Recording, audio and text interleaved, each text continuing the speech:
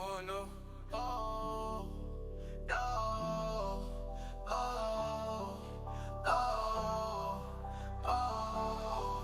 oh, oh. Step into the ring, it's the champion's corner time. Oh, oh, WWE and AEW break it down. We shine from the top rope to the mat. All the action, all the heat.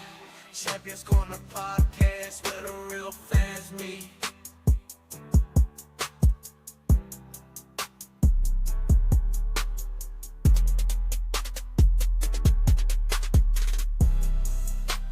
Champions Corner podcast where the real fans meet.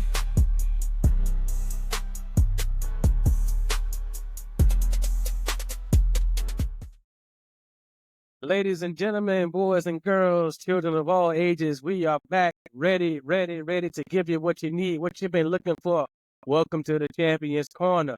Hey, be ready, get ready, stay ready to like this video, share it with your friends, follow us on the social media platforms. We have the professor here with us today.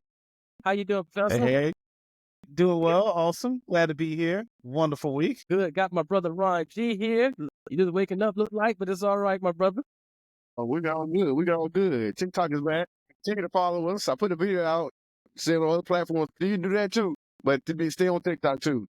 I mean, why the figure? We don't know. Well, right now, hey, I just posted today, so go check it out. Check the video out. TikTok. Yeah. I'm just and of course we have the number one player himself, Sean player. Talk to him. How you doing, homie? Doing good, man. You know, just ready to talk about some good wrestling. We got a lot to talk about. Yeah, we do. And my name is Lonnie. They call me the historian here. I'm glad to be here with my brothers, ready to talk some wrestling. A lot has happened. It's January, and for us wrestling fans, this is like high peak season because we know we're on the road to WrestleMania. And so during this time, you know, a lot of fans are like really up in arms. You see a lot of passion come out about, you know, you hear about like what's going to happen here, what's going to happen there, who's going to win the Rumble, who's going to win the Chamber, who's going to choose who, you know. And then on top of that, we have so many uncovered storylines that still need to get some meat and potatoes on. You know what I'm saying? We're going to go through it all today. We're going to talk about Raw, Smackdown, NXT, AEW. And, you know, you might have heard about a little partnership that's been floating around. That's going to be good and beneficial to the business. That's with WWE, NXT, and TNA. So, and shout out to TNA who has Genesis coming up here soon as well. It's going to be in Garden, Texas. So we have a lot to talk about. Are y'all ready, fellas? Yeah. Fellas, it's, you know, a couple of weeks in January of 2025, there's been a lot of hot action already in the pro wrestling industry. So a lot of hot things happening. We already know streaming is taking place on multiple platforms. Partnerships, crossovers, and things like that are taking more. The indie scene is blowing up as well. A lot of good matches. I think we just seen Zilla and Booker T happen. You know, so a lot of different things, up and coming fighting veterans are happening. So a lot of things are being pushed right now. But we're going to start today. I would like to start with AEW highlights. You know, particularly, I want to start with the Hurt Syndicate. I want to start with the Hurt Syndicate. And, you know, I know they battled Private Party and Mark Briscoe, but I want to, what are your thoughts on the Hurt Syndicate currently? I know MVP just had a match, and I know he has, you know, he said it himself, he has a lot more behind him than ahead of him. But what do you think about it? What do you think was going on there? How do you think they're going to build off of that? Because we talked about on this platform multiple times how sometimes we just feel like some of the AEW storylines get lost in the dirt. I would personally say I believe they're kind of doing well with this one in a sense. At least it's staying relevant. But what do you think? What do you see being the outcome? And I'll start with the professor because I know he's clinging to talk about that. Yeah. So, all right. So here's the deal. I don't know how to gauge what is important and what isn't important in the AEW storyline as far as what's the top story. Her Syndicate came in. They were handing out business cards left and right to people. When you go back and look at it, all those situations turned sour because everyone they handed a business card to, they beat up, punked out, or told you're not fit enough to join a group anyway. Then they said they wanted to go for championship gold, and we all figured maybe that'll be the world title, maybe the international title. Even Shelton Benjamin at one point, when they fought Garcia during the Continental Classics, looked at the TNT title. But somehow they found themselves looking at the Private Party and the tag team title. And I don't know. I don't know if I even want them to win this match, because a part of me is like, doesn't Private Party need to win? They need something to help solidify their reign as champions. I would hate for them to lose the titles to the Hurt Syndicate, but at the same time, I don't want the Hurt Syndicate to take a loss to Private Party. So I'm a little on the fence about how I feel the Hurt Syndicate is going. You know, you had Shelton Benjamin coming looking like a beast. Bobby Lashley looks like $1 million, but they're all kind of fighting in $10 deals, you know? So it's like, what are we doing? You know, that's interesting take on that, because I wondered all the time you hear wrestling fans say, well, if this person goes to here from WWE to AEW or AEW to WWE, it's like you're waiting to see how they're going to be used. And then the conversation becomes, well, who was used better? Who used them better? This, that, and the other, right? Ego is a perfect example of that. You know what I'm saying? Ego's a perfect example. So, yeah, you know, so I guess what I'm trying to get at right now is like, do you think, because we know they wanted to continue this in WWE as a hurt business, but that was pulled. And now do you think, and Ron, this would be a great one for you, in addition to the question, do you think they elevated like they wanted to, or you think that it's kind of this, you think it's flatlining? Like, what talk to For her Syndicate, I think it'd be doable. I'll go with BJ on this one. I thought they were going for more major titles than tag team titles. I'm like, how did we get here? I thought it was gonna add, like, where's your fourth member? Come on. Yeah, these cards out. Either nobody accepted or you didn't accept them. I mean, nobody stepped up. So where are we going with that? I mean, Acclaim just broke up on Collision, so maybe there's someone going with that. He could join right there. We don't know. Max Caster, come on, he right there. He could be a heel, but we never know. But yeah, as far as tag team titles, I thought Bobby would be straight to either the World Championship or at least fighting Okada right now. That's what I thought. But here we are, Bobby Lashley but MVP showed out in that match though. He did show out. He did more than I thought he was going to do in that match, the trios match. So that's a good sign for him. It's just showing that he still got it a little bit. You know what I'm saying? But I still thought Bobby would be going some higher. And like I said, BJ was saying Shelton, when he was looking at Garcia, I thought, oh, hey, here we go. All right, here's a moment, right? Shelton and Garcia, hey, he held the belt up and everything. Hey, where's that match at? It didn't happen. So, all right. So, I'm a little disappointed at the moment. I ain't gonna lie. Tag team titles are cool. It's good to have a belt around your waist, but I thought perfect opportunity for these guys to come in and go for these singles championships in AEW. So, with that being said, then great takes. Sean, do you believe the match itself, Mark Briscoe, Private Party, and the Hurt Syndicate, do you think, RC just said that the MVP showed out? You know, we can do a million different ways with that. Is it that he really showed out, or it just made him look good, right? So it comes to a lot of different things. What do you think? What do you think? Is this a good place for them right now, or do you think they should be higher up by now as well?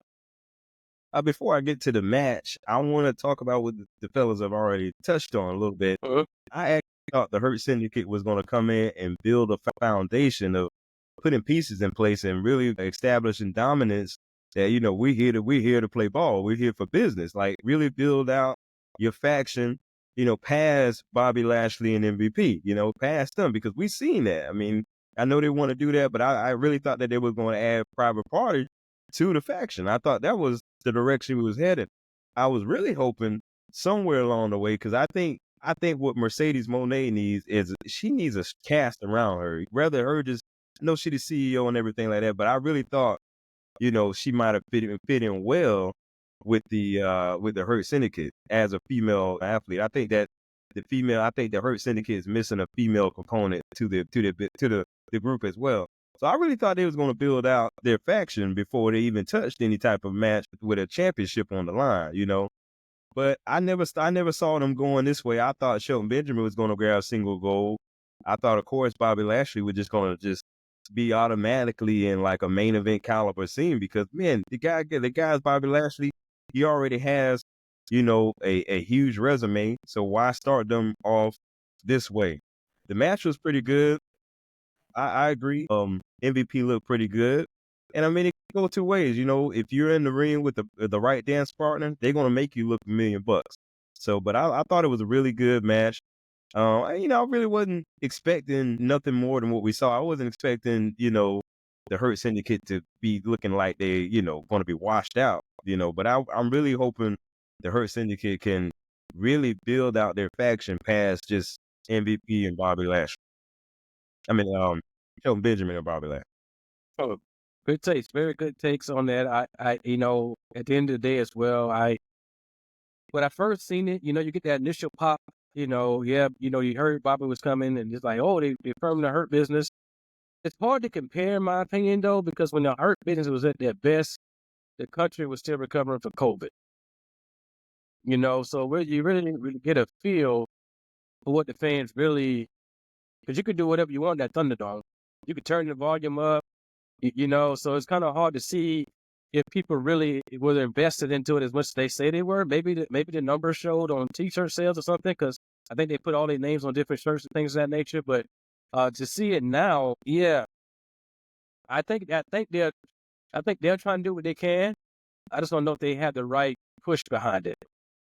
You know what I'm saying? And I think that's going to play a huge part in that. And unfortunately, right now, AEW is going through their valleys, right? And we always talked about that with the arenas and things of that nature. But at the same time, you got to show up and perform. So a lot of business has been through it. So we have to wait and see what happens. Is that no? And like I said, it's cool to start with tagging titles. It's cool. Like you can't start out just getting every belt in it just because you know you're a great group. But I'm thinking about. I don't like to put age on a lot of things, but I mean, you got Edge talking about I only got or Cole type or whatever name you want to call him. Say he got certain amount of time left. I feel like Bobby, MVP, and maybe Shelton Benjamin have that same amount of time. Not a little bit more than Edge, but they're still around that same age range. And so capitalize on these guys soon. That's what I'm saying. That's what I'm just saying. Capitalize with it on what you got right now, and then like I said, add that new member who's going to be the future of the group, or probably the future lead the group, and build him up in that way. But as far as these older guys that's in the group, and they actually that great presence, they're still great in the ring, but still they need to be capitalized on right now, like as soon as possible. Like I said, tag titles is a good start, but it might be a good start, but I don't know. Eventually, they need singles championships if they're going to be really something to make a statement in this company. Because Bobby Lashley is injury prone. He's injury prone. All it takes is the right injury, and he gone for a while. You know what I'm saying? So I agree. They need to capitalize on it while they got him. Okay, I do agree with capitalization while you have them. Here's my thing. It's not even always about titles. Sometimes it's just all about the prestige, the image, the aura, right? What can you offer? What can you add? Do something with them is a key thing. So you have this name, you have this cachet, you have this talent. Utilize them to help build up a star, if nothing else. If that does mean give them a title, that's fine. Big wins. Just do something of strong relevance. Them fighting Private Party, you can only hope builds to something. But you know, we all speak in the doom and gloom because AEW has shown, as you mentioned, not to always follow through on stories. You had a litany of stories they came in with. Remember, they were also beefing with Swerve. That lasted for a week, and then it was done. So it's like you can't always count on it. Because the other side of that coin is Private Party. They inherently have a story with the Death Riders. And that's nowhere being mentioned. How did they get the tag titles in the first place? What was their motivation? It's so many loose ends. But I don't know. Look, it's interesting you say that, because maybe for a guy like Bobby, because they do have a lot of old school veterans in there. But you know, one of them being transition is Kenny Omega, who's been wrestling around the world, who's still fighting hard. You know what I'm saying? Going to having hardcore type matches. I don't mean with all the weapons. I mean him and his partner are just slapping each other around, man, and busting each other up. You know what I'm saying? He'll go at it, man. Yeah. You know, and I heard over there they'll beat you down. You either take it or fight back. You know what I'm saying? And so with that being said, you know, he's back in the saddle and with Brian Cage. And I want to know, for your perspective, would it have been better for Bobby to maybe be paired up with him right now? And we'll get into the Brian Cage. I'm just saying, but do you think something like that, like veteran versus veteran, or to kind of get the feet wet, or how do you think that would have mattered? if at all. Are you asking how we would have booked Bobby Lashley coming into Yeah, AEW? it would have been better for him to fight. Okay. You mentioned Okay. because you mentioned he fought Swerve, and then it was pretty interesting. You know what I'm saying? The way they came and took him out, and now it's just kind of like, okay, done there, right? It happened. Yeah, and then moved on. Yeah, so it was pretty cool. I mean, but now it's like we're gonna come back to it like in 4 months. You know what I'm saying? Like, so would have been better to like start off with a veteran and pose it just. All right, listen. If you're asking me how I would have done it, I'm gonna give you the real meat and potatoes. Here's how I really would have done this. That turn. There you go. If the Hurt Syndicate was going to come in and be this group that was going to start recruiting black athletes, I'm fine with that.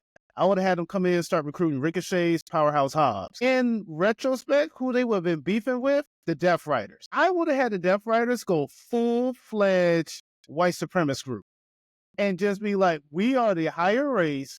We are the better, superior athlete.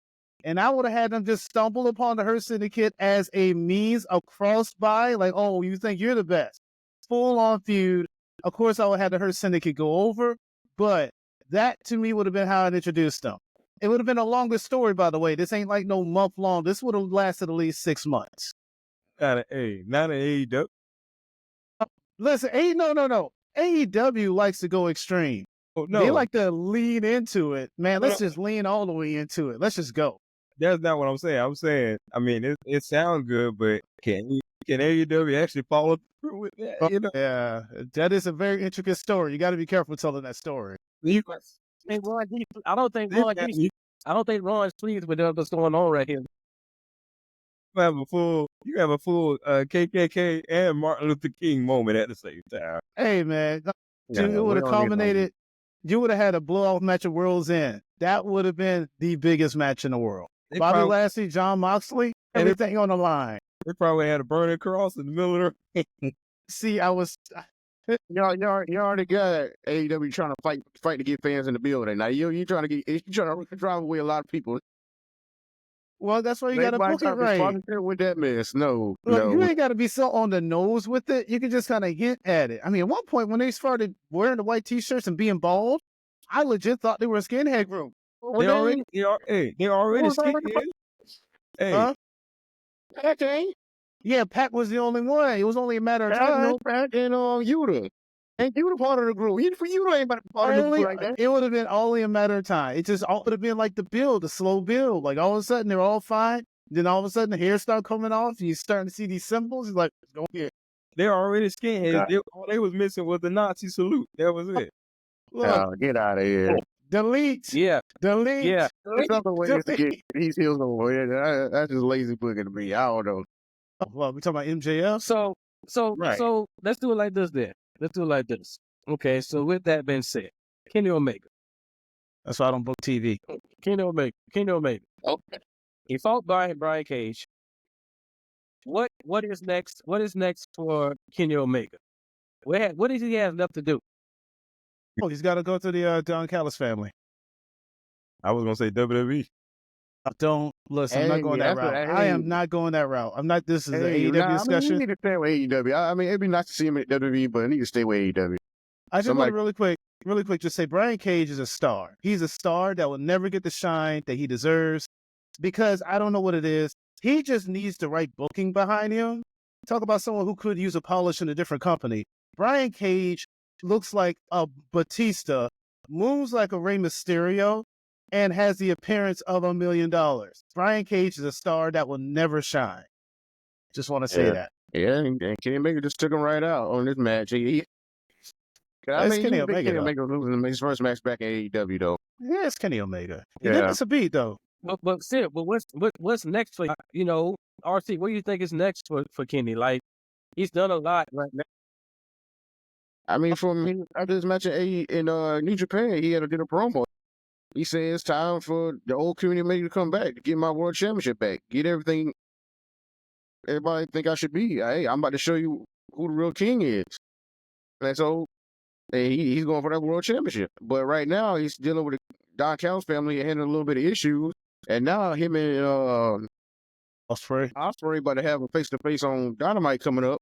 And so you know the history between them two is a deep history, and they get amazing matches between them. Oh yeah. So if I can be right now, it's gonna be a team up with them two, settle their differences on Dynamite. They have a talk out, and then they go after the Don Callis family, and Kenny Omega might fight Takeshita for what's that international title. Yeah, that's right. So that might be what's coming up. Ospreay might be in that too. So I thought he wanted to get that title too, but I don't know. Depending on what happens on Wednesday in the face off. Mm-hmm. Sean, what do you think is next for Kenny Omega? Do you agree with Ron? Do you see him going to You mentioned, do you see him going to WWE? Because I know he mentioned at one point in his career, he was saying the only WrestleMania moment he would like is a match with AJ Styles. So I don't know if that's going to happen right now because AJ's injured, as far as I know. And of course, Kenny Omega just came back, so I don't know, if that'll be this year anyway. Or that would have been amazing. That would have been amazing. That would have been amazing. I mean, it's wishful thinking. I would like to see him, I would like to, because there's some matches I want to see with Kenny Omega. I want to see him versus Seth Rollins. There's a lot of people that I think he would pair well with. I mean, I don't see him going to, WWE anytime soon, if not at all. I mean, he may be an AEW guy forever, but, who knows? Who knows? Everybody has a price, like we said on the last episode, So, always a price, but we'll see. But as far as him right now, I would like to see him face Brian Cage again, Cage is big, man. That's a beast. It's huge. So did you say that because you want to see Brian Cage get over, or what's the reason if I say? Yeah, I would like to see Brian Cage get over. I kind of agree with the standpoint the professor said that. I mean, Brian Cage is a really good athlete. He's a really good talent. He might not get the fair shake in AEW, because sometimes there you have people that are just like him, kind of like what I don't want to get ahead of myself, but you have people that are doing the same stuff in AEW and they kind of get lost with the sauce. Got it. I'll give you an analogy. AEW booked their big muscle meaty guys the same way WCW booked their cruiserweights. They book them like jokes, and they kind of book them in gimmick matches, but they don't really ever give them the shine. Like Powerhouse Hobbs. Yeah, Hobbs. Yeah. Brian Cage. The Murder Hulk. I can't think of his name. Lance Archer. Oh, God. The one MJF Warlow. You can take a pick. There's a bunch of big guys. Rusev or Miro, slave name. Yeah. Kill switch. I mean. Yeah, right. They book their super heavyweights. They book them like how WCW used to book their cruiserweights. Well, you know what? I'm gonna jump to this because it's this note, but I want to jump to this because I remember something specific. Moxley versus Hobbs, right? I remember because BJ, you just made an interesting point. You said they book them like cruiserweights and gimmicks and all those types of things. I remember. I think I asked this on the show before, and I remember a few weeks ago, the Death Riders were doing something to someone. I can't remember who it was, and Hobbs came down to him, and man, no pop. It was brutal, man. Like I think somebody put like the Roman Reigns no pop when he said about Seth Rollins. Yeah, I saw that. No, I saw that because Edge made a comment or something. It's like, no pop. Like, exactly, no pop. And I was like, man, it's shout out to Sitting a Gorilla. Yeah, it was kind of painful. Like, because this dude was supposed to be coming out here and, like, they know who he is, but they don't know who he is. You know what I'm saying? Like, and it's like, how do you, if he's supposed to make the save and this is supposed to end your show, like, how do you? It should be built. We should be built up better than that. Because he was like I said, Hobbs was great. He just pushed from group to group. And his injuries, I kept getting him off the track. Both of those things kept getting him off the track. They wouldn't build him up right because he was in groups. So yeah, real quick to that point. So Hobbs won the TNT title, and he had ran this whole Book of Hobbs promo for a couple of weeks, building up his own self. Then when it came to, I can't remember who he beat for the TNT title. When he won that match, he won with the help of QT Marshall. And then all of a sudden, he was part of QT Marshall's group. Completely deflated whatever steam Hobbs had going. Because then he was part of the QT Marshall QT TV segments, which nobody liked. And it's like, why would you even do that to the guy as he was right? Hobbs didn't even need help. And we're going to get to the Death Riders later. Because I do want to talk about the Death Riders and Hobbs match because I have a real issue with just how that whole thing ended. And what is the Death Riders doing? What is their goal? Hobbs We beat, ain't talking about that now. I mean, he's right. We're right here. Right about to say. Hobbs Okay. beat War was I think it might have been Warlow. yeah, Might yeah. have. But so okay, let's get to this match. So the concepts of this match here, you have Hobbs, Moxley, world title. But before this match even happened, it was already announced that on Collision, you had like a 12-man tag of Death Riders, Learning Tree versus Rated FTR and a whole bunch of other people with Hobbs included, Outrunners and all that. So going into this match, you already know the Death Riders don't travel alone. They travel like wolves in packs, right? And Rated FTR were obviously in the building. Why did Hobbs either opt to go out alone, or why did Rated FTR come out with him? Adding on to this, how come at the end of the match, you have the Death Riders beating up Hobbs? Now, you've seen that they're putting Hobbs' legs in the chair. I want to point something out. In the segment between Ricochet and Swerve, Ricochet ran out the back door, which is right there behind the fans. This is not a large building by any means.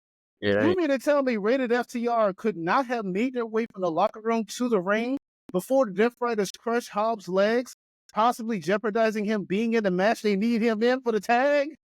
I cannot wrap my mind around the nuance of what people were thinking when this whole thing was happening. And going back to the other major point, what are the significance of the Death Riders at this point? Are they trying to take over AEW? And if so, I want to answer the question what I think Kenny Omega should do next. He should be going after the Death Riders. He is the EVP of the freaking company. He should be more concerned about the Death Riders than literally anyone in that building not named Tony Khan. I've been So, saying yeah. that for the longest. That's So, what yeah. Kenny Omega should have. That's what else should have been Kenny Omega return right there against them.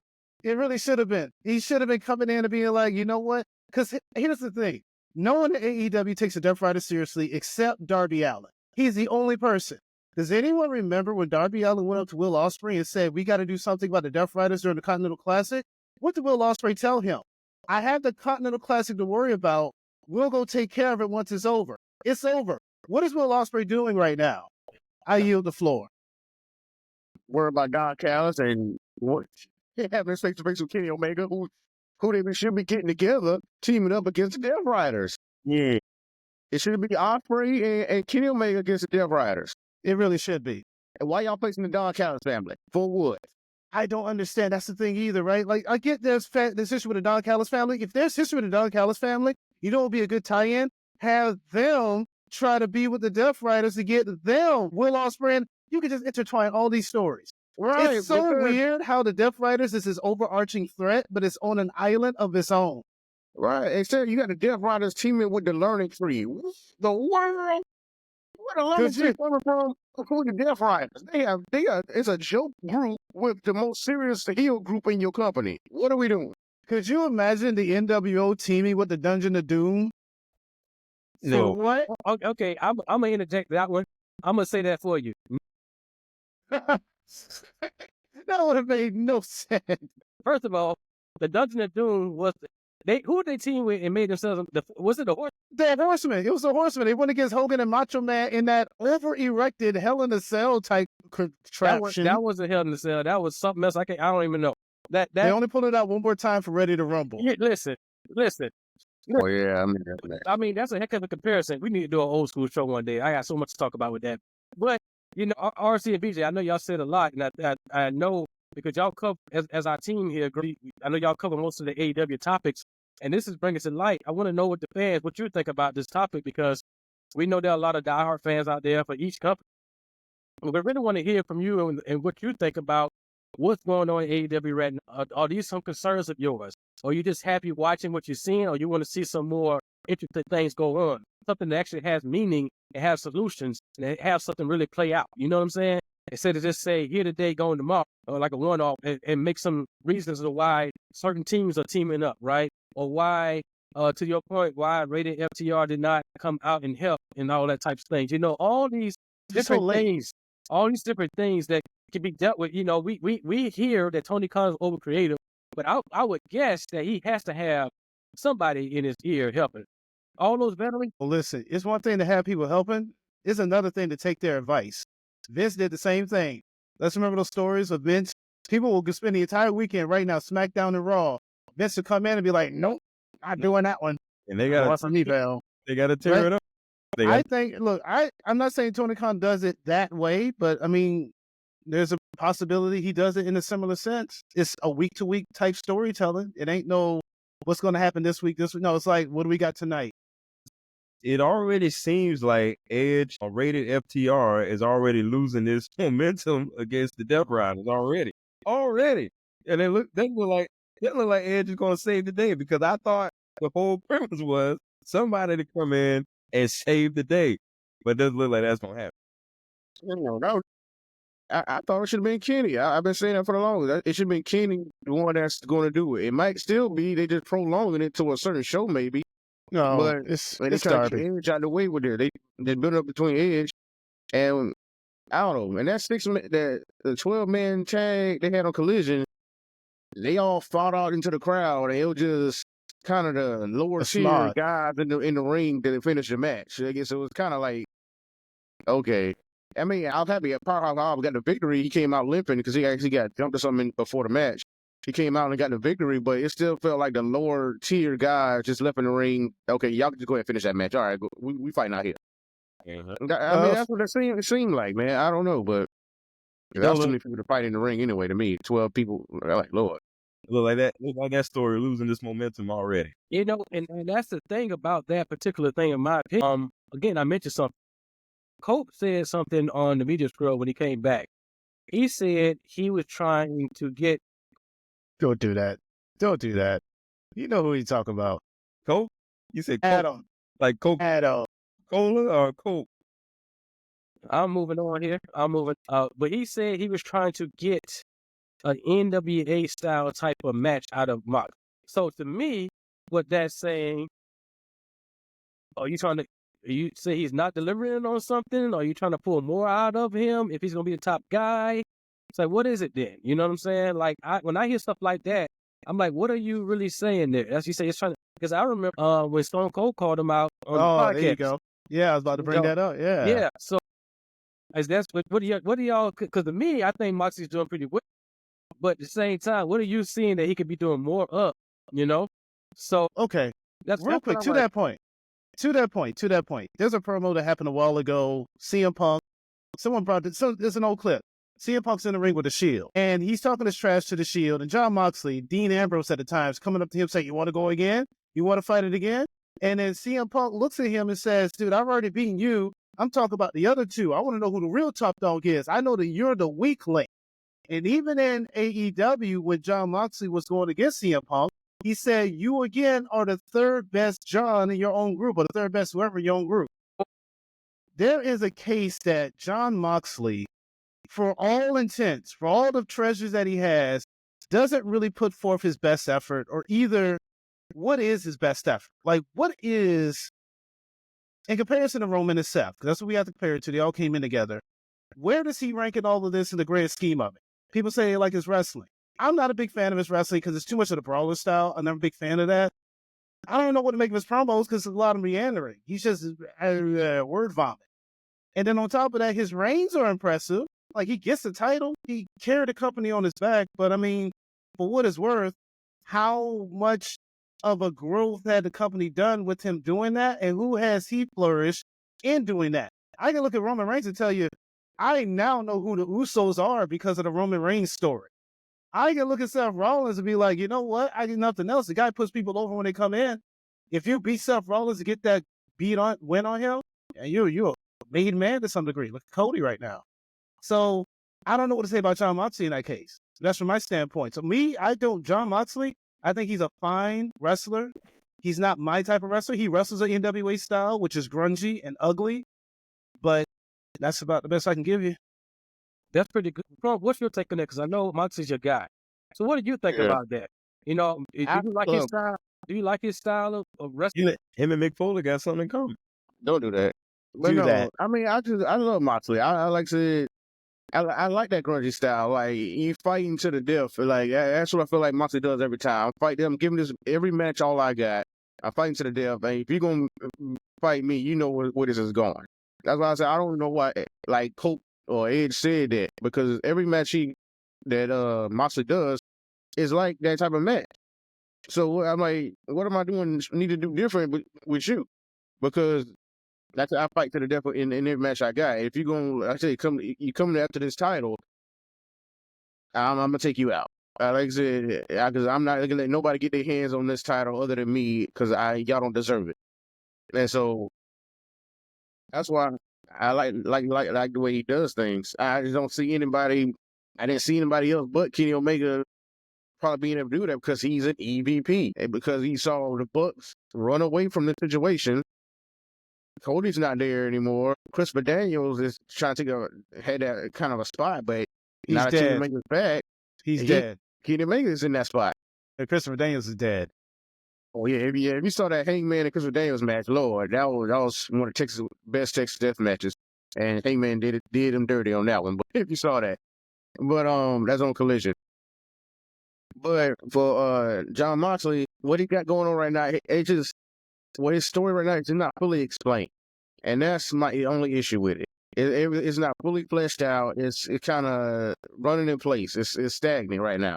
Okay, I get you. You'll take anybody out with any means possible, Ziploc bag or cleaner in the eyes, black bag over the face like they was doing in the 12-man tag. Just on Collision. I had a bag over Coke face. But tell me more of the story. Like, where are we going with this? I know you want to put it in your image. That's the big thing. You want AEW to be in your image. Okay, but I still don't know why we're not showing the belt. Okay, I know you don't want people to get their hands on it. Okay, cool. But I still need to see the belt. I mean, basically walking around for months without even seeing the AEW championship at all. Or the trios title. Trios title. Something like that. So it's like, if y'all go other places, y'all not showing off the company. You're not showing off the brand with this title like WWE does. Like I said, not saying y'all got to be like that, but I'm saying if you want to show off the brand, show off your main time people to hold this title, we're not able to see it, bro. But we don't know. Yeah. Are you the champion or what? I mean, if you got celebrities or whoever y'all want to come bring to the show, like they can be like, who's the champion? I don't see a belt. What is this? If they lapse fans or it's just fans just coming in, they be like, who's the champion? I don't see a belt on it right away. So what's going on? Tell them it's Mercedes. So that's kind of a negative to me. So I don't know. Well, I mean, every company shows off their champion, so it's not just a WWE thing. Even boxing, who's the particular champion.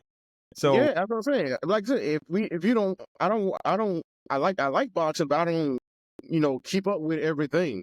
Just like that and the UFC. But if I see a belt riding away, so like this man is one of the top guys. He's a champion. Oh, right. he business. Right. So I see that. That visual is everything. So I need to see the belt. I'm like, and if you're not gonna show it, please explain more. I get you. You don't get people get their hands on, but it ain't bringing up to me. Like I love Moxley, but certain things with this story, and like I said, it started off with fire, and I like the promos a little bit.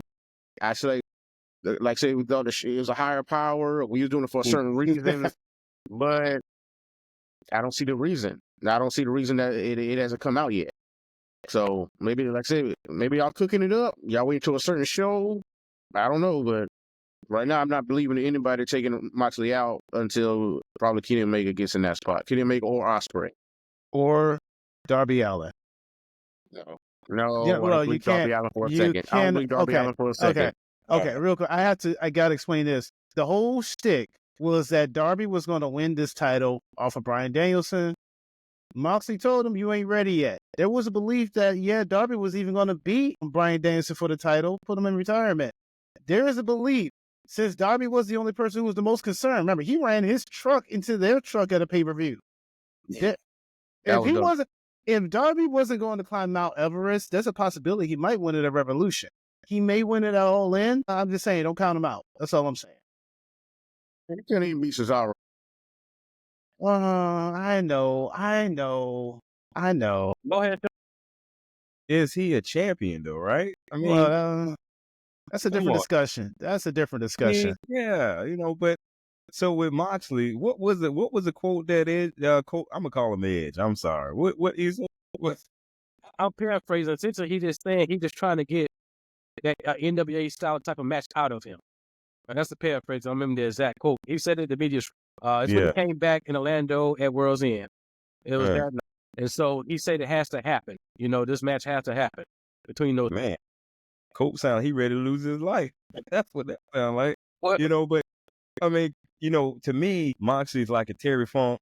You know, he's like that type of guy. You know, he's just gonna he's almost like, to me, he's a walking gimmick to me, right? You don't know what's gonna happen. He's like a walking time bomb, kind of like the Tasmanian devil, right?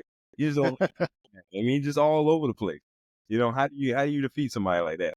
But I mean, I don't know, because like I said, the storyline already looks like it's losing steam. It already looks like it's just headed in another direction that, you know, a lot of us wasn't really. We were expecting something different, but now we're at this other place. And I just can't put my finger on it. But I agree with what everybody else was saying. I mean, I don't know. How do you who's going now it's like, who's going to defeat Moxley? Because it looks like nobody's going to defeat Moxley right now. I have one person who could potentially give him a good fight. Who was Right. that? He returned.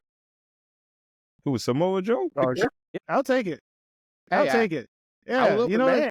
what? No, beat him. Just beat him. Let Samoa Joe take the title. Just beat him. Win. Just take it. Start the whole thing over. I Well, don't see that happening, but okay. Come on, Samoa I mean, Joe. I would love the match. I would love the match. 'Cause I love Samoa Joe. Because Samoa Joe and Moxley are the two guys that make me feel it's real. Yeah, I don't think Samoa Joe doesn't understand that it's not real. listen, Yeah. that's exactly the reason why I said what I said, because I get that same vibe for them.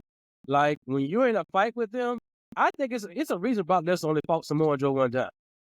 One-on-one. Because he Yeah, One-on-one. Joe should have won that. really should have, right? One-on-one. You know what I'm saying? And now, shortly after that, he did have, you know, the 4-way at SummerSlam, but you know, that was a whole other thing. And Brock was taking out the beginning of the match anyway, so whatever. But that's the reason I say that. Two hard-hitting guys. You talk about old schools, talk about Harley Race back in those days, those guys hitting people like that and trying to rip your skin off. You know what I'm saying? Yeah, that fits right into a category. Yeah, I think about those type of things, and no chop Samoa Joe be dishing out like that. And you know, he walk up. I remember when he was I'm excited about this, and what made me think about it even more so is I remember when Joe came out and he was taking on Karrion Kross. So when he came back, and he was getting up in his face, and nobody was really like, when he was the NXT champion, and nobody was really stepping up to him like that. He had came back. I think he got released and he came back. I mean, he stepped up to his face and he was like, "What you doing here?" You know what I'm saying? So, yo, he coming back to the company telling the champion, "What you doing here?" You know what I'm saying? So, hey, go up to Moxley, tell him, "Hey, what you doing?" Yeah. Yeah. Yeah, force him to do something, because, and the reason I say it's amazing to me that we're talking about so many stars right now who have more time behind them than ahead of them. Again, Samoa Joe is another one. Reason being is because he's been around for a while, and now he probably don't have that much time left on his contract, or whatever that may be. And you talk about injury prone, Sean, he's definitely one. You know what I'm saying?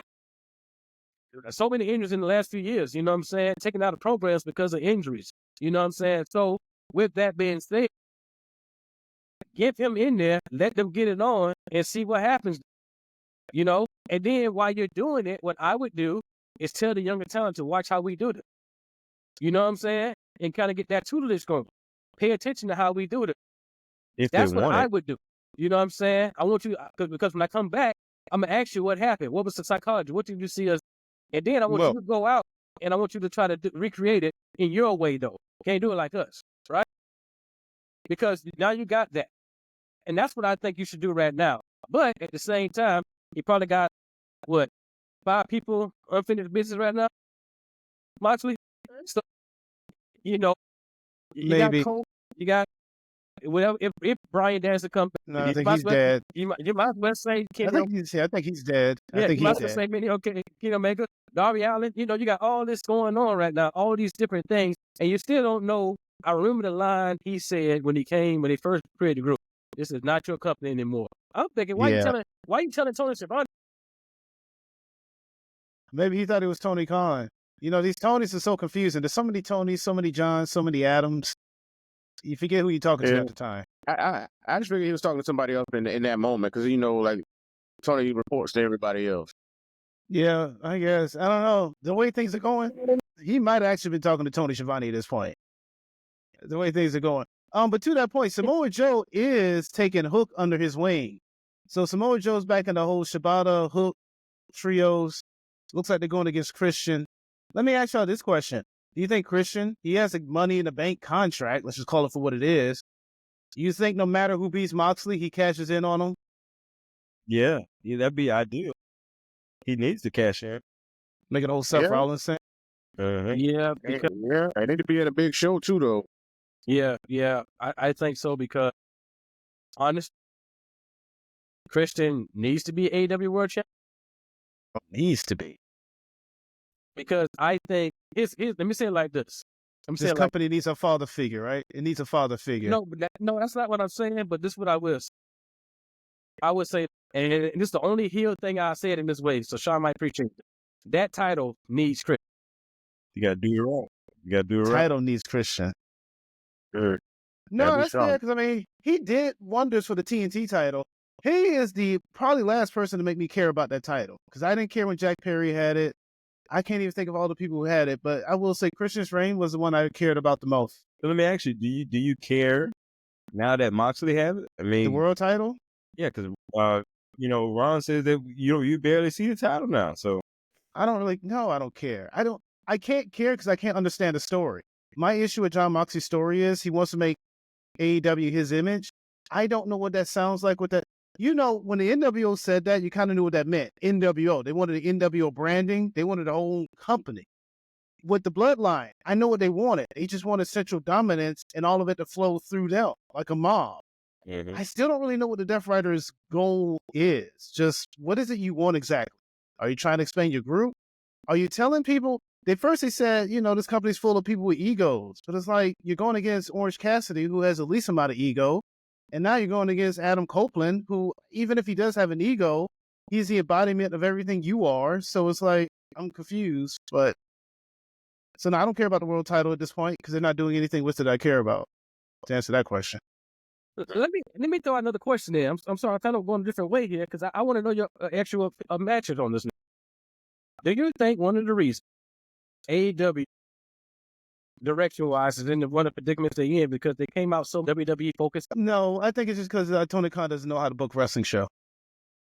As far as storyline. Now, as far as like booking matches, yeah, he can give you a good match. Like you put together a good card. But as far as like the week-to-week story of it, I think Tony Khan just is not a good. I mean, I'll say this. I agree. Like Eric Bischoff said, these are just Tony Khan's little wrestling toys on the weekend. You get to just spout around and put whatever you want in the ring, Real quick, not for nothing. I could talk all this trash about AEW, but one thing I do is I go back on the internet, find AEW matches, download them. And one time I was going through half of the matches I had, and I realized, you got a Kenny Omega MJF match. That happened on a Collision. It was short notice, but it happened. You will have these capsules and archives of great matches. So if there's any benefit of AEW, it's that. It is a archive of some of the best matches in wrestling you'll ever witness. Just don't use the volume if you're watching any promos because you're not going to follow it. That doesn't make sense. Great And to kind of be fair about it, it's like WWE has been the only major company for years. So you kind of got to play off of what they've been doing for the past 20 to 30 years. And so, and that's just one of the reasons why AEW did it. They did it a lot. Just TNA did it a lot. They go off of what WWE did or made fun of what they did or because they were the counter to what WWE was doing. And they trying to be that competition and make waves and get views and, get them ratings up.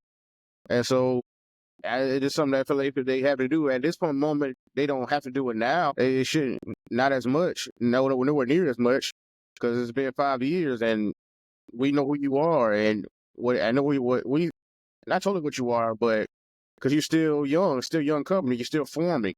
But right now you don't have to focus on them as much right now. In the beginning, I get it, like I said, because it was just coming out, and so you're trying to get new stars. But now that you brought all these new stars over here, you got to do something with them now. You got to do something with all these guys that you have, and you're making Collision a bigger show now which is one of the things I said could be a solution. But actually, you just got to split this roster up. It's so big, and a lot of people are being underutilized. And so you just need to split the roster a little bit and put one on this show and one on another show. I'm indifferent with the roster split. Sean, you want to add Yeah, anything? I'm saying, but both shows are becoming more important because more bigger stars are being put on Collision nowadays. No, I get you. Yeah. Sean, you want to add anything in that for that question again? I mean, other than they probably need to get rid of a show, but that's about it. So I would say this then. With that being said, about all of these stars, let's talk about a legend, Hall of Famer, versus an up and coming, who I still believe is the face of AEW, Mr. MJ. Did y'all see the promo?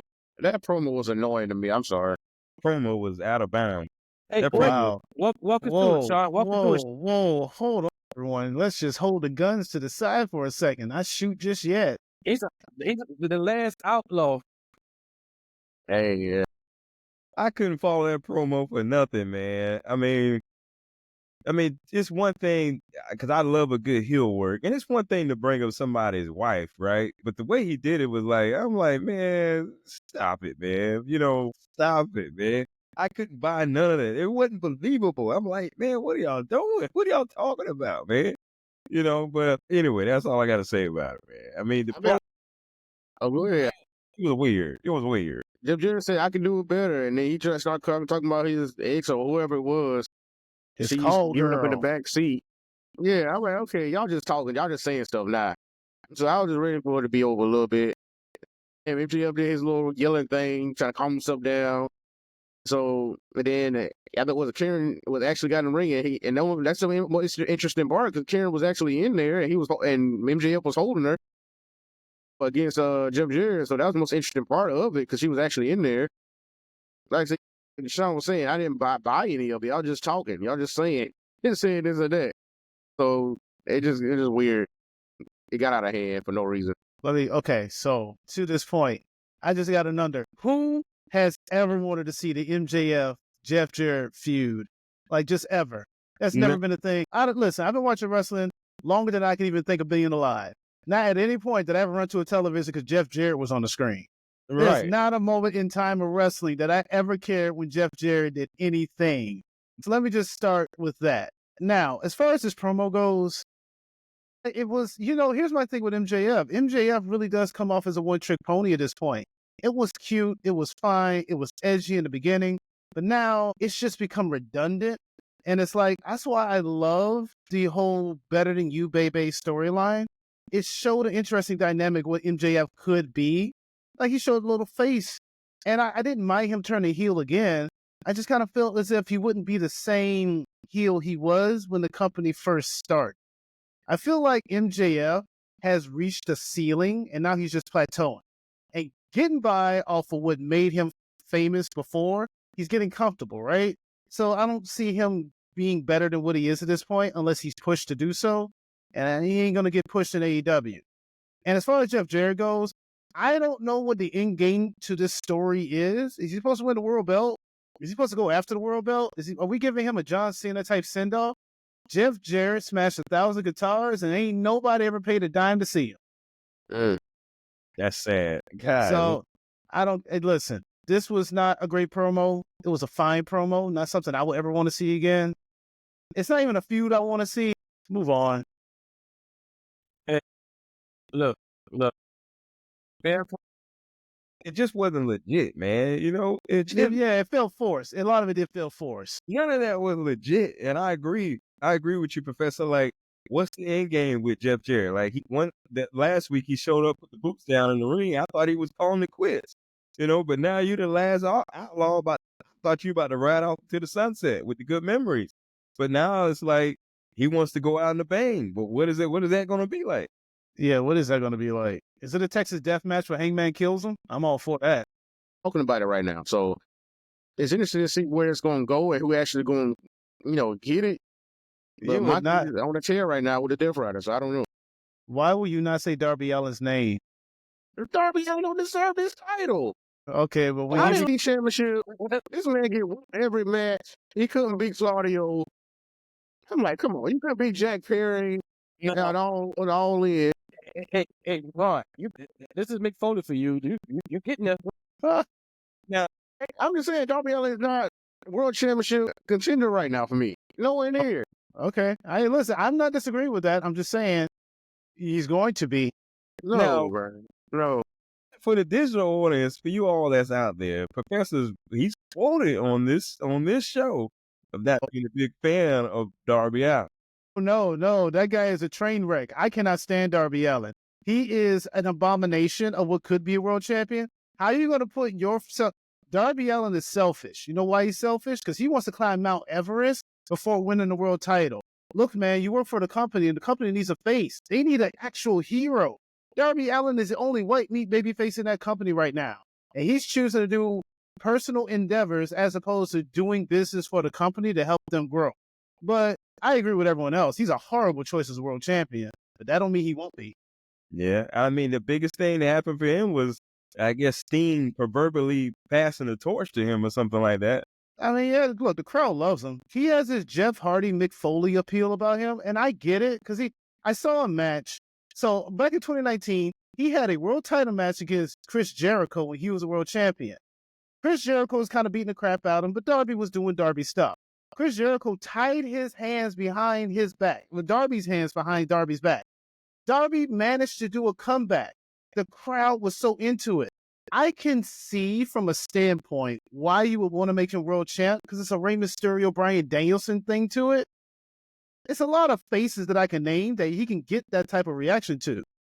But he's Darby Allin, and he probably don't want, I don't know, I can't explain it, but I get it, but I don't agree with it. okay, well, it's definitely more to come on that. I don't think Yeah. he will be the next world champion, honestly. Like I told you, I think Mr. Charisma is going to get it. That's what I'm still calling that. That's right, Captain Charisma. I'm gonna call him that because, like I said, that title needs it.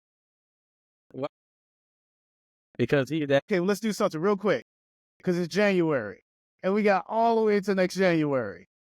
Let's all pick who we think are going to win the world title at some point this year. I'm picking Darby Allin. I'm not saying they'll end the year. At some point this year, I think Darby Allin will win the world title. I told you. So you got Christian, I got Darby. I got Edge. Oh, he's got Ospreay. All right, let's see. All right, end of the year. We got to archive this. Well, and I got MJF somewhere. MJF around there somewhere too. That guy again. Okay. Yeah, I probably I still think he could be the face, but I do agree with BJ that he's plateau. Nobody chose Rich. Nobody. Oh, get out of Okay, here. I'm moving on. Ricochet doing better. Ricochet doing better, but he ain't world championship right now. No, he's not. But I'll tell you this. But speaking, we talked about the men, but we just had a women's casino gauntlet match. Professor, I go to you. Oh, Ron, what you say? No, I was saying it was kind of a weird ending for that match, but I mean, You guys do this for me. Do this for me. For those that may not know, what is a casino gauntlet? Well, yeah, so let me explain this real quick. The Casino Gauntlet Battle Royal is a fantastic looking match from the standpoint like it's a Royal Rumble. Except, instead of throwing your person over the top rope, the objective is just to get a pinfall at any point during the match. So you can have the first two people starting out, and then after 1 minute, maybe 2 minutes, because it's still not really clear when the time is when the next person come out. The next person comes out there, and again, it's based upon the first pinfall. If no one gets a pinfall, this match could legitimately go on the entire night. It's just up until whenever someone finally wins. Got it. Yeah. So yeah, Royal Rumble rules with a pinfall submission stipulation. Oh, thank you. Well, talk about it. Go ahead. Okay. So the rookie Toni Storm won, but one thing I do want to point out is that Megan Bain, God, is it Megan Bain? Oh, hope I'm saying that name right. Please tell me I said that name right. Someone from Stardom. I know I know you're talking about. I was wondering if that was her name too. That's right. I'm not hearing about it for real from my end. But yeah, Megan Bain, she came out as a third participant in the Battle Royal, also being a new AEW signing. She showed pretty good signs of being a strong competitor in the company. You had Willow Nightingale and Chris Statlander, Jamie Hayter, but in the end of it, like I said, Toni Storm did win. During the match, you had Mariah May at ringside. And Mariah May, no one talks about this. She buries that women's division like nobody else. She talks about it like it's beneath her. And I mean, not for nothing. She's kind of ran through most of these women at this point where I can kind of see where she's coming from. They asked her about the match. And she said, if it was really up to me, I wouldn't even want to fight anyone a Grand Slam. And like, are you afraid to fight? Like, no, I'm not afraid. I just beaten half of these girls already. And it's like, I don't want to make an hour some odd flight just to go someplace and beat them again. It's like, okay, that's fair. That's fair. But like I said, Toni Storm won, which is interesting because Mariah May plays like, she's playing into the Toni Storm's rookie. If Toni Storm ain't remembering me, then I'm going to treat her like she's brand new. We'll see where this story goes. But yeah, it was good. I wish it was a little bit longer. I am happy that it did do it. Next on the docket, AEW needs to do a Women's Continental Classic tournament. Yeah, that'd be interesting. Yeah. I guess what would it be title be for? Before what, TBS title or something like that, you think? No, do world title. You got to go for the world title. The world title? Oh, wow, okay. I mean, it's the tournament of that magnitude. I get it because the Continental's for the men. I get it, but yeah, but I don't think Mariah May should be. If they do, I think that whoever wins the tournament should fight Mariah May. I don't think Mariah May should be in that tournament like Okada was in the Continental.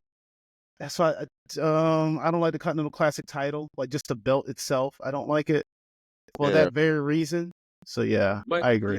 Maybe they will do that down the road, but maybe they won't. Who knows? I mean, typically what happened with the men today in wrestling, it is happening with the women, with the titles and tournaments and special gimmick matches and things of that nature as well.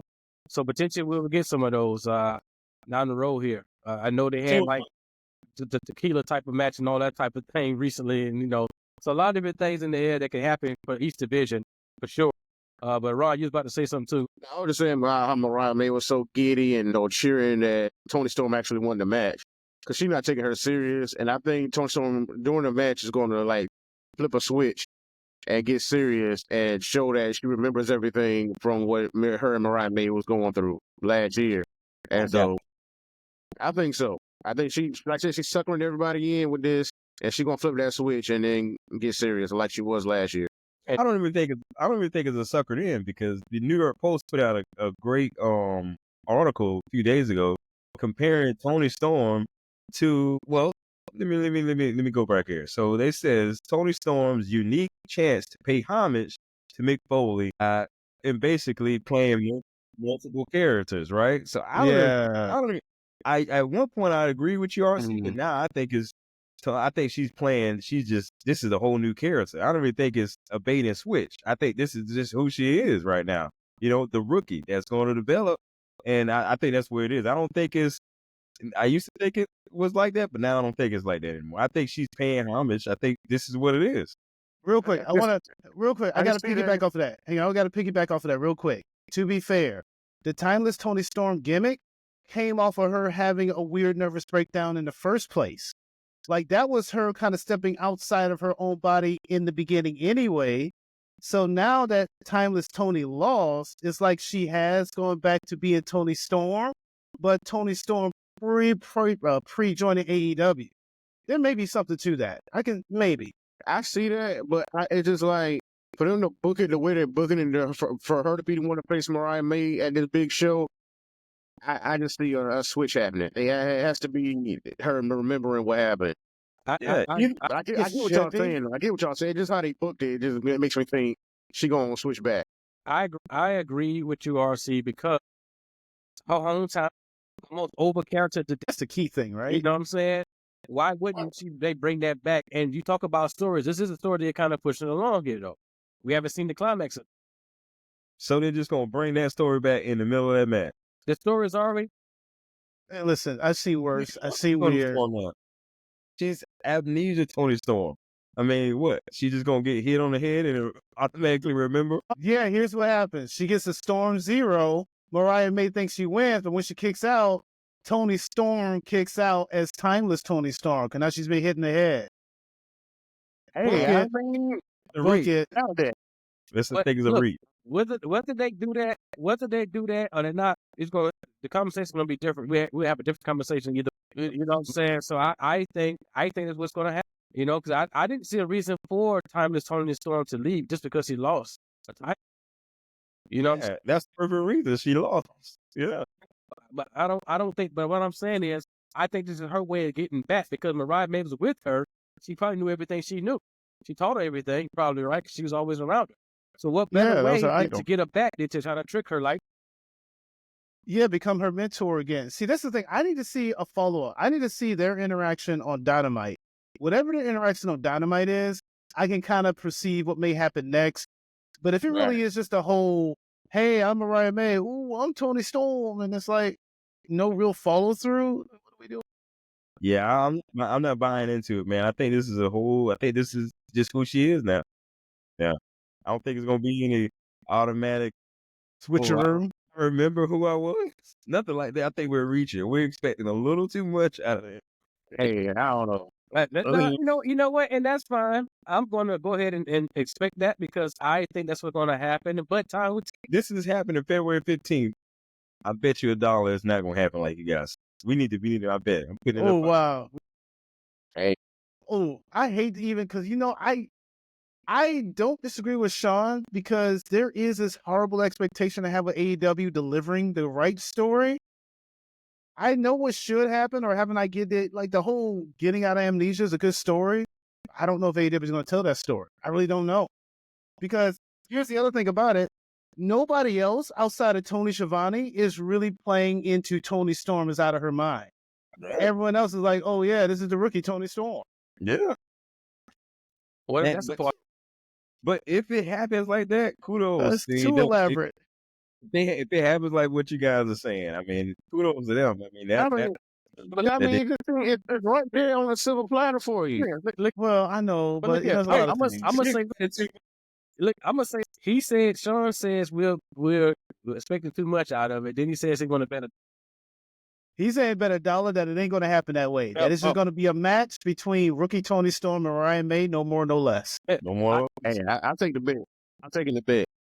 Okay, but I'm not. I ain't that serious. Me even for $1. But what I'm saying, but what I will say, I just want the bragging rights. but what I will say, A crisp dollar bill. look, I mean, in true, I can't buy eggs with it.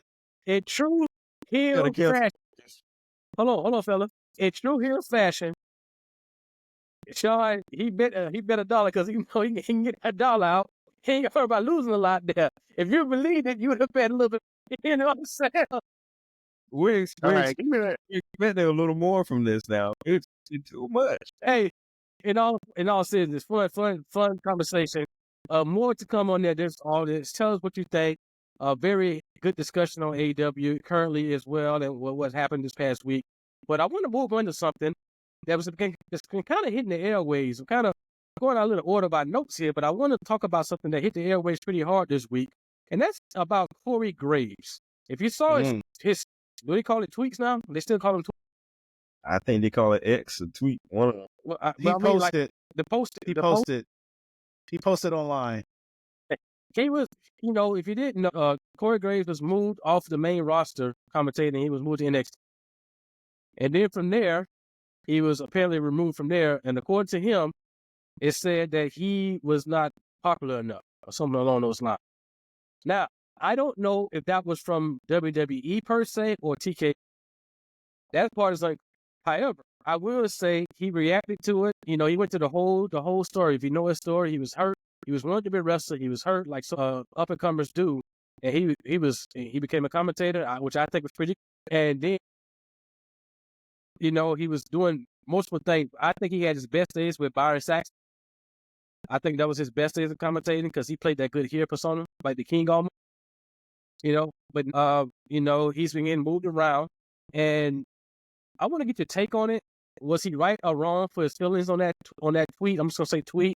But also to that point, there were other veterans who responded, like the Bully Rays, the Jim Rosses, who would say, "We all been through this. You kind of get in where you fit in the job. You find your place and you get back up to it." You know what I'm saying? Oh, here it is right here. It says, "Imagine chasing your dream, then being told not to excite that you are no longer physically able to pursue your dream.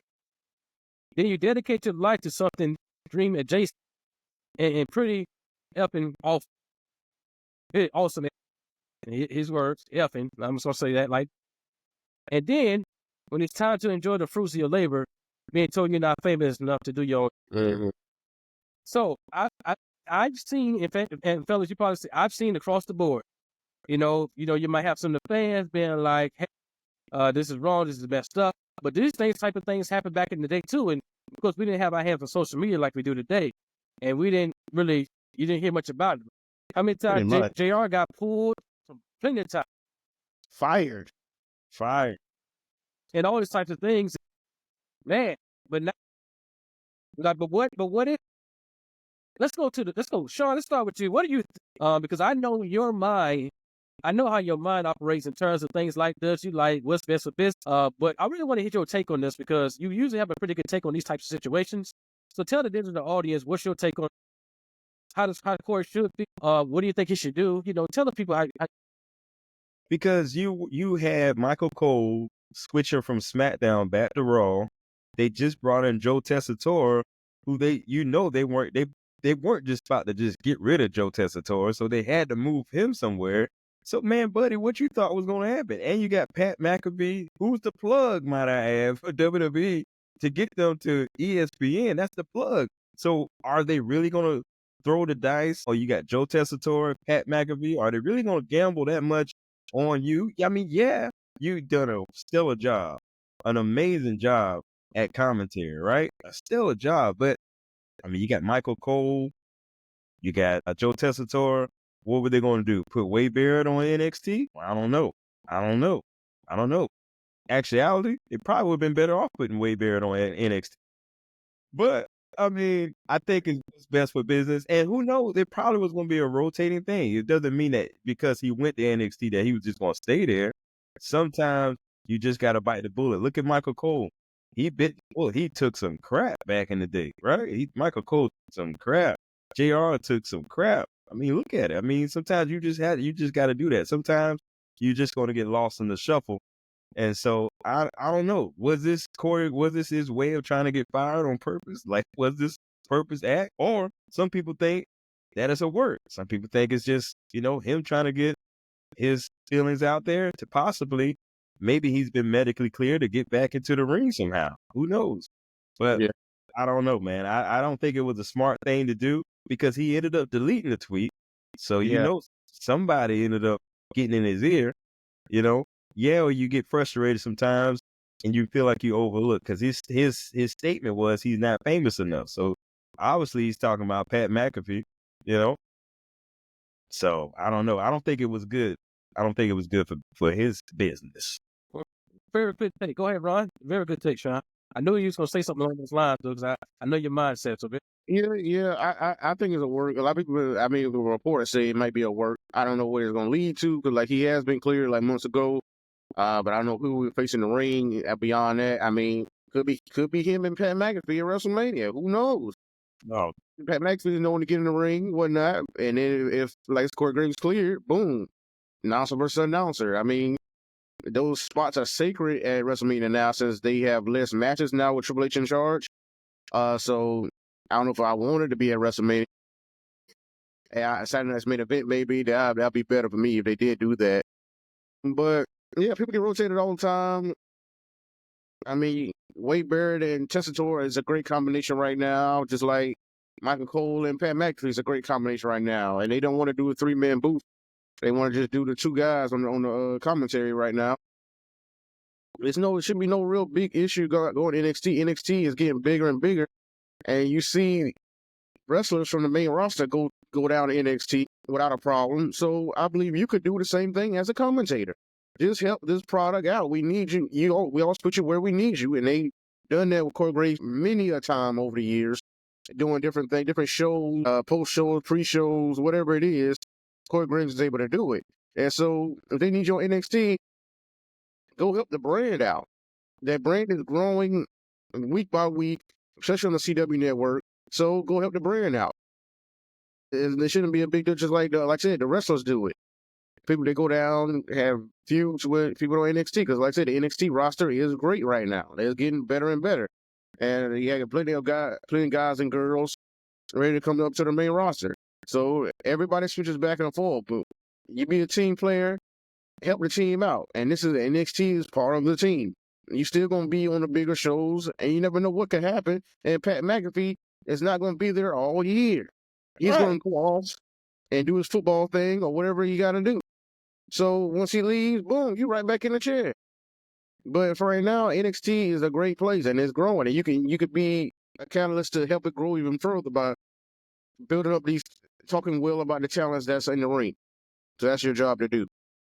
So, but I still think, like, some reports say it is a work. So we'll see what happens. I want to add to that. Great take. I know we talked about Joe Tessitore, Wade Barrett, Michael Cole, and Pat McAfee, but I also want to say that Vic Joseph and Booker T is an excellent combination down there in NXT. Yeah. They're excellent combination down there. So, yeah, go ahead. Sorry about that. So here's the deal. I understand exactly where Corey's coming from the standpoint of the guy at one point, especially during, I want to say 2017, maybe to 2019, he was almost the voice of WWE. He was on Raw, SmackDown. He was on all the pay-per-views. There wasn't too many sound bites you can go without hearing Corey Graves. Then you have Pat McAfee coming in, and I understand Pat McAfee has a big name because he brings in all this viewership. He gives them a connection to an outside audience, and that's all well and understood.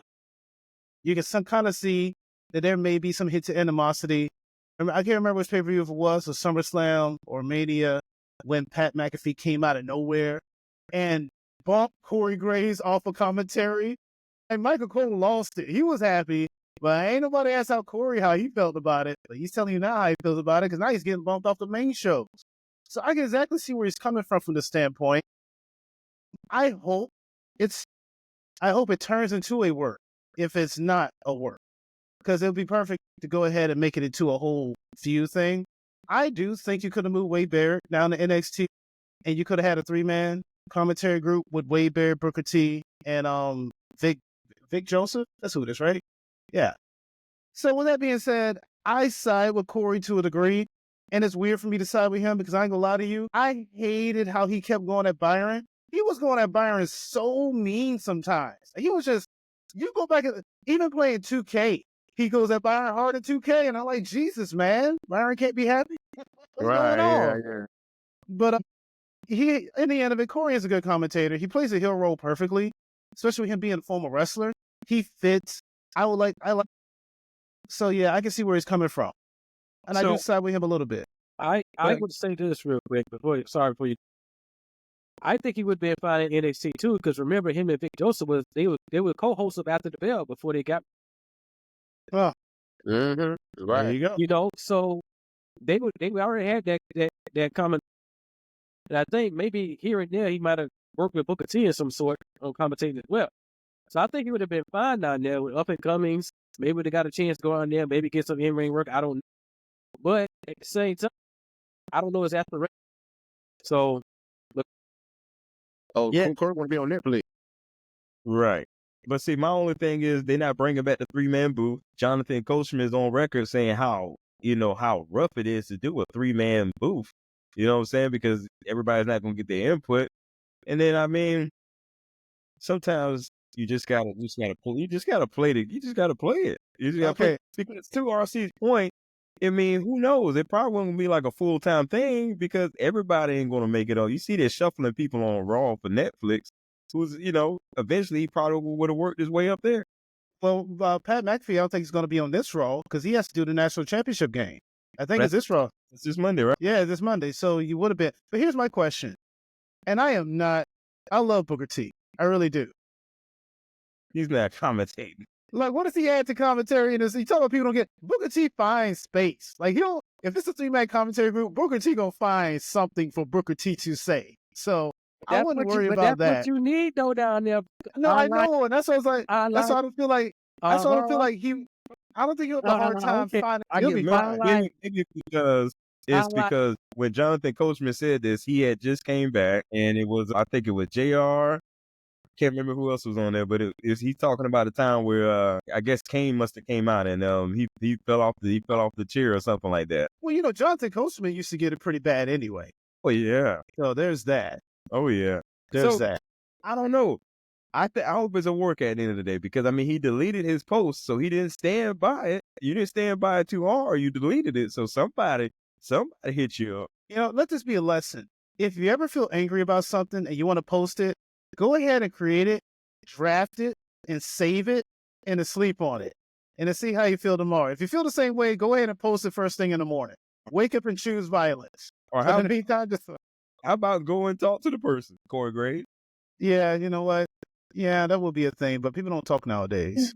Well, that's the problem, right? Vent their frustration. And that's the problem right there. You know what I'm saying? Because you got to remember something. The thing I know about the business, I've never been in the business, but the one thing I do know is this. There are a lot of people out there, veterans, Hall of Famers, legends, whatever you want. They would call you out to protect the business. So when you post something like that and they don't like it, you best believe they're coming for you. One way or the You know what I'm saying? So whether they see you in person backstage, whether they respond to your tweet or your post of some sort, whether they call you out on their own platform, listen, they're going to protect the business. So if you got a problem to Sean's point, go talk to him. I mean, now it's probably more easier now because, I mean, they ain't got the Iron Titan McMahon back there to tell you, you better get out my office. Yeah, I bet it was intimidating to talk to Vince in some cases. You're like, you know, Everybody. Vince, I don't think this is a good idea. You know what's crazy? Like the toughest of toughest people are on record saying it was so tough to go in that man's office. Yeah. Money. But you know, yeah, things are different now. A lot of people are flowing with it. But, you know, we want to hear what you think about it. Is your audience about Corey Graves' comments? Was he right? Do you think he's coming back to the ring? I even throw out there, do you think he's taking on Pat McAfee? Do you think that's going to be would that be a match? We'll have to wait and see. Yeah. But, you know, there's some other great news that drops. And there's a partnership that's become official. Yeah. It's that WWE/NXT and that TNA, dog. Oh yeah. You know, and that is what's best for business. I'm saying it's best for business. Ron G, talk to the people. What does this do for talent? What does this do? How does this help grow the business? How could this elevate the business to get more opportunity? Oh, there was a big way. They say especially get TNA on the map more often than what they are. Get people to pay attention to TNA. Just with the Genesis pay-per-view that's coming out. NXT gonna have some hand in it, gonna be a part of it somehow. And so I'm waiting to see. And a lot of people think a lot of these guys and girls from TNA, they might be in the Rumble. You might see them in that Rumble. Hey, that countdown and hit, and they're gonna be out there just like I was surprised last year with Jordan Grace. That was a big surprise for me last year. So I would like to see her right back in it this year. That'll be awesome. And you know, everybody's I still think he'll flash in the pan to me. Oh, wow. No injury. No, he's going to say that. Yeah, I'm saying that. Yeah, I don't know. You believe? No, Well, you believe. okay. Come on. Look here. Let's just make it very clear. When you say we, you ain't speaking. All right, Yeah, hey. I mean, I'm not saying I believe either. I just don't want that heat. That's all I'm Yeah, saying. I don't but- want the heat from the Joe Hendry fans. Right. Well, hey, I'll take it. It don't matter. Hey, talk your talk. It's whatever. We want to talk to you in the comments. It doesn't matter what you're talking about. It's whatever. We're going to come back at you. But, yeah, he might be in it. A lot of people think he might be in it. Even Jordan Grace posted about the Ultimate X match might be at WrestleMania. And that'll be something to see. I don't think it's going to be at WrestleMania. I think it will be a Stand and Deliver, which is the same weekend. You know what I'm saying? I think it'll be there because y'all kind of collaborate mostly with NXT. So I call for Ultimate X at Stand and Deliver. That match will be there. But yeah, it's a great opportunity, great back and forth, especially with NXT talent and TNA talent getting more reps in. Because like I said, they are big right now, but it's still a learning brand. It's still people on there that still learn it. And so the more reps they get, the better they are, and the quicker they're going to get where they need to be, where the WWE needs them to be. And so for them to interact with, different talent over there and go back and forth, that's only helping. Because they're doing less live events and stuff like that. And so for them to go over there to TNA and TNA to come over here, that's more, like I say, helping TNA build a brand, helping NXT build their stars. And so it hand in hand, it's a great union right now. And so we will see where it comes from. But I'm excited to see what they do because some matchups I'm waiting to see. And we're still waiting on that Moose and Oba. I'm still waiting on that, bro. I'm still waiting on that one. So, hey, and who knows if Ziggler, what's his name, Nick Nemeth, he might come back over and do some things. You never know. That's the world champion right now. Hey, and them Hardy Boys, hey, they say they gonna do something too. And so for them to come over with the TNA tag team titles, that's the one thing they calling for. So it's very much a lot of things that can happen, a lot of moments that can be made from this. So I'm excited. And Sean, before you go, look, like that Moose. Oh, Yeah. let's just stop. See, you ready for that one? Let's just stop playing. Let's just stop playing. Let's just go and have look, stand and deliver. He already on fault trick. We wonder why he fault tricks. Maybe that's the reason. Maybe now him and Moose stand and deliver, and they stand and deliver. Hey, that might be it right there. That'll be a good match. That'll be a good match. Well, I think the merger is pretty good. I think the merger it works out best for both companies, especially the newer talent that's probably not being used right now in NXT.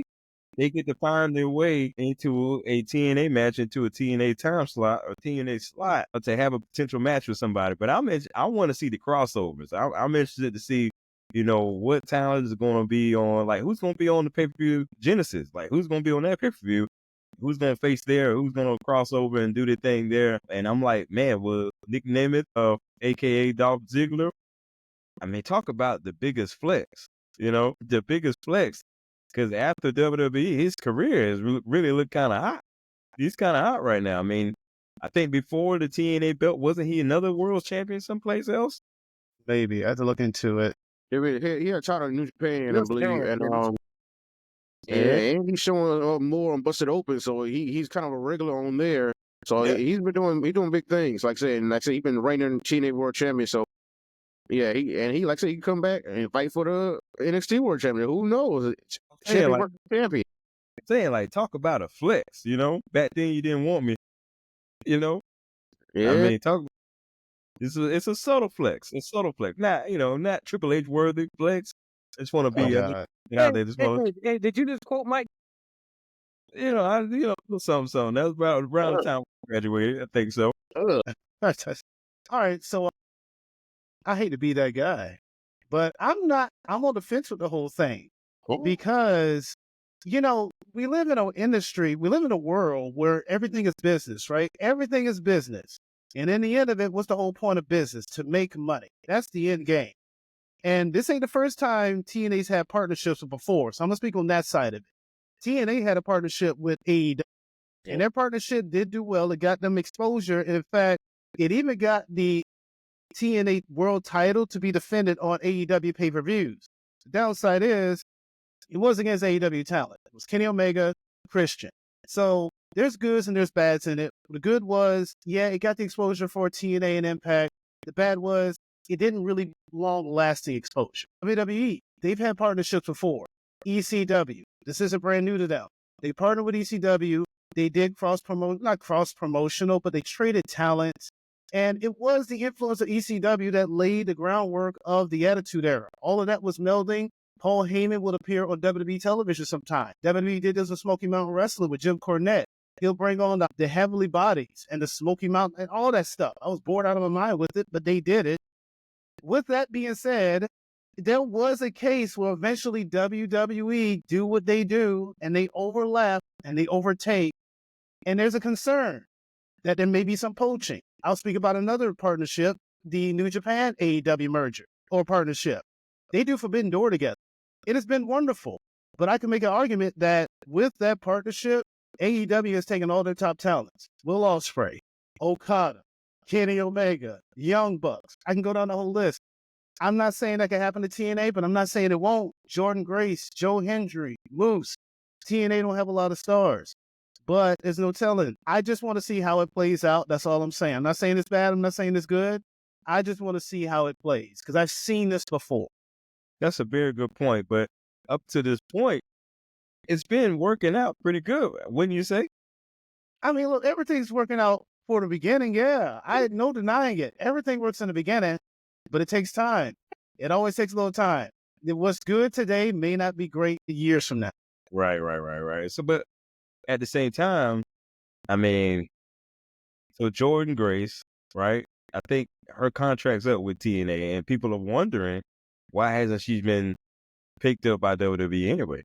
You know, so I mean, it's a possibility she could go to WWE. There's a possibility, you know, it's good like it is not right now. So, but I see your point, but I also want to see, you know, what's the end game with it. Of course, you know, WWE's they're gonna get the most out of this deal. Ideally. Yeah.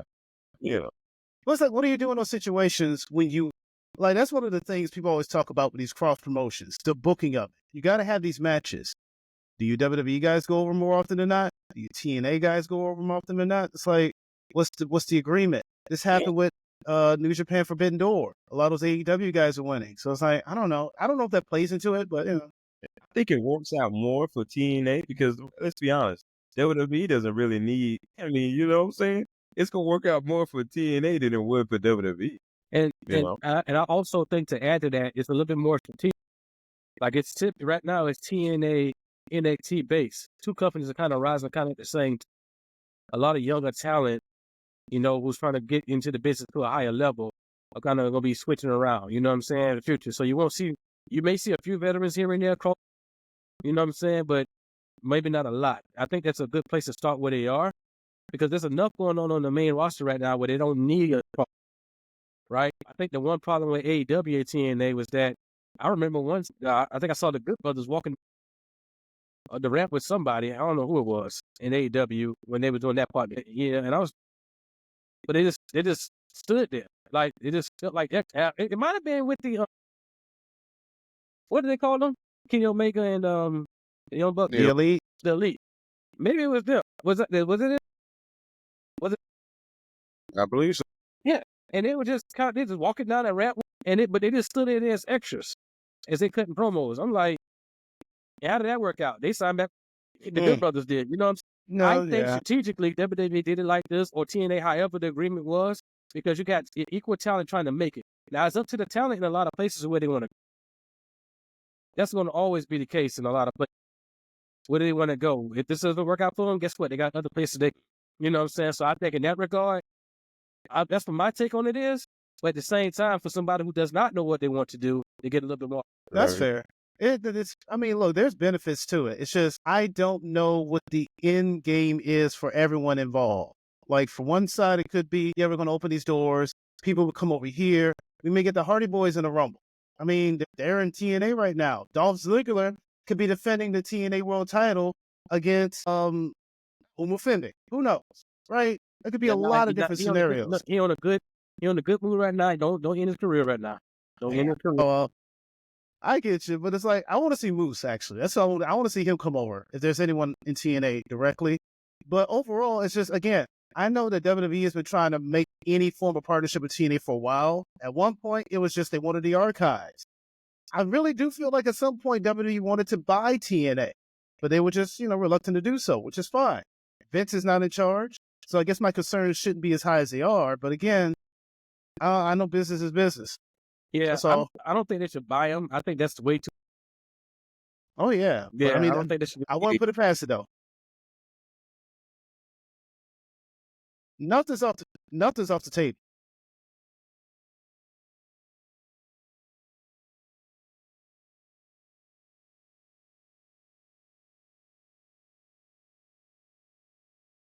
TNA, look, that TNA archive. Oh yeah, that's worth some good money right there. Yeah.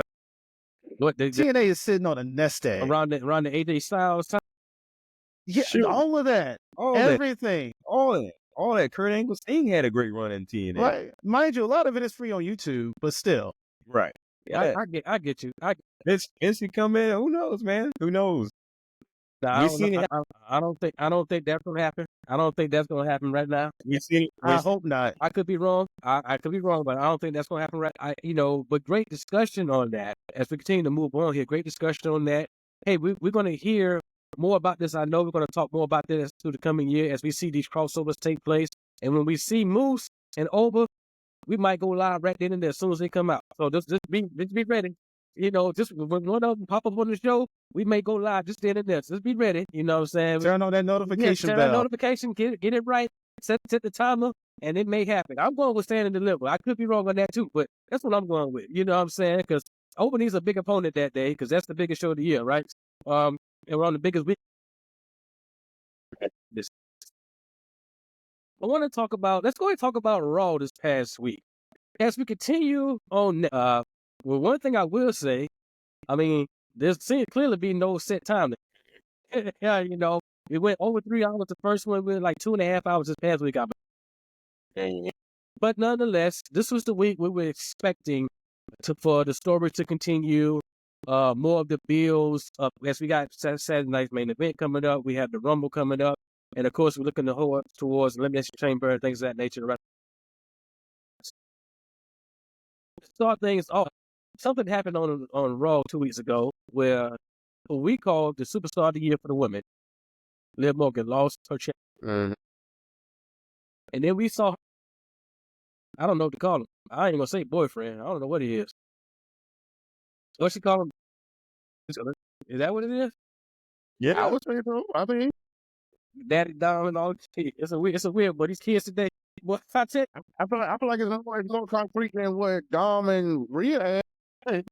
but it's like he's trying to follow the title. He wanted to give Rhea. He wanted "Mommy, I'm back" type of, and she dropped. Yeah. And then this past week, he shows up trying to apologize to. So the question remains: is there trouble in paradise between Dom and? I mean, I think she a little upset. She ain't showing it, but she treating him like a new boy at the moment. She's showing it to get back at her. She's showing. Oh, she's showing it. I mean, like Dom couldn't see it, but Finn and Carlito and JD could see it. But Dom a young cat, so he don't know. But that's all it seems like for right now. Like, here you go. But I mean, they'll figure it out eventually. Like I said, everything is leading to the Rumble, though, especially with Liv. And that's the way her to get back in. So if Dom helps her win the Rumble, then maybe he'll be totally back in her good graces. You know what I'm saying? And that's where everybody the thing's leading to. Because Rhea doesn't exactly have an opponent right now. Yeah, she had Nia Jax and Bayley was out there and whoever else came out. It's all junk, but Rhea doesn't have a substantial opponent. And so right now, everybody's looking toward the Rumble. Who's going to win and who you going to choose after that? I'm trying to figure out who my pick is for the Rumble. It's a tough choice. It depends who comes back, who debuts in the Rumble and whatnot. But so it's a hard pick right now. But Liv been on a roll. Yes, she had a hiccup by losing on the debut with Netflix, but who's to say she can't win the Rumble? Because she's always been like kind of the runner-up about a number of years. She's been the runner-up to winning the Rumble. So Liv could Dom be right there if she makes it to that end like she did before, and Dom be ready to help her out. Who knows? Liv might be your Royal Rumble twin. So I think for the next brother, I don't think she needed. I think she should get a rematch. I mean, she gave Rhea like 3. Well, listen, I get it, but though I'm tired of this shit. Let it go. Someone's got to move to a different show. Yeah. Go to a new show. Well, yeah, I get that. Go to TN. I get that. No, I get that. But what I'm saying is that maybe give her the match on Saturday night's main event. It's like, if you don't beat it, it's over. Like, you can now get another shot while I'm champion. That type of thing. You know what I'm saying? Maybe put that stipulation in. And maybe the next week she does get to the Royal Rumble. And maybe she doesn't win. You know what I'm saying? But at the same time, to your point, she doesn't have a chance. Because before she beat Liv Morgan, or lost to Liv Morgan and got hurt, that whole year she beat everybody. She beat Becky. She beat Charlotte. She beat Nia. She beat Shayna. She beat Zoe. She went down there. And that's one of the reasons why we said Liv was gonna win the feud, because Liv has more opponents that she can face. Rhea does. So that's why I said somebody got to get switched over. That's why they're doing the transfer window now. I feel like somebody's gonna get switched over.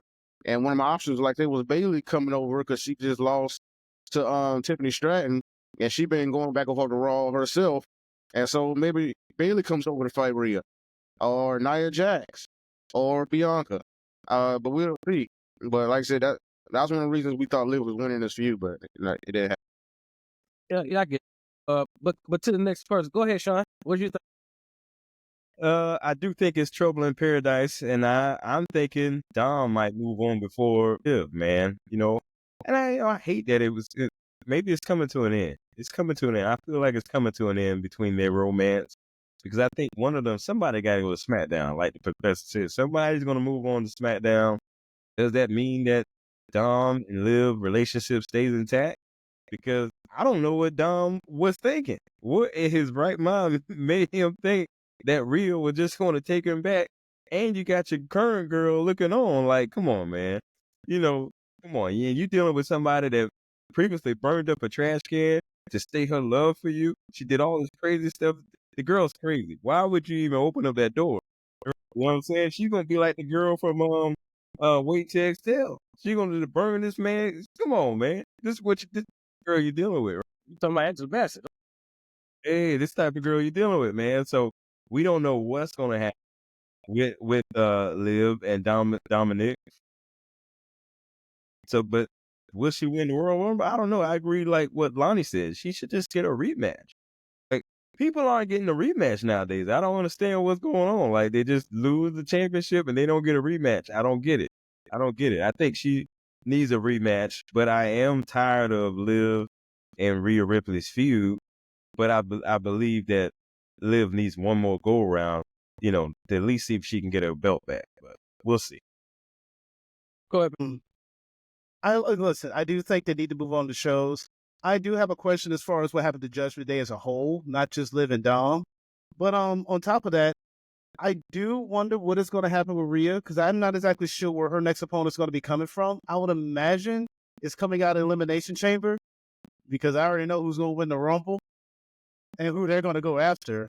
Who's winning? But Charlotte, Super Charlotte, in fact, Charlotte activated. All right, Charlotte is going to go Super Cena on everyone. She's going to come in, win the Rumble, win the world title, win the other world title, win the other NXT title. The money is she's going to Super Charlotte her way for a year straight, and everyone's going to hate it, and I'm going to enjoy the world burning because of it.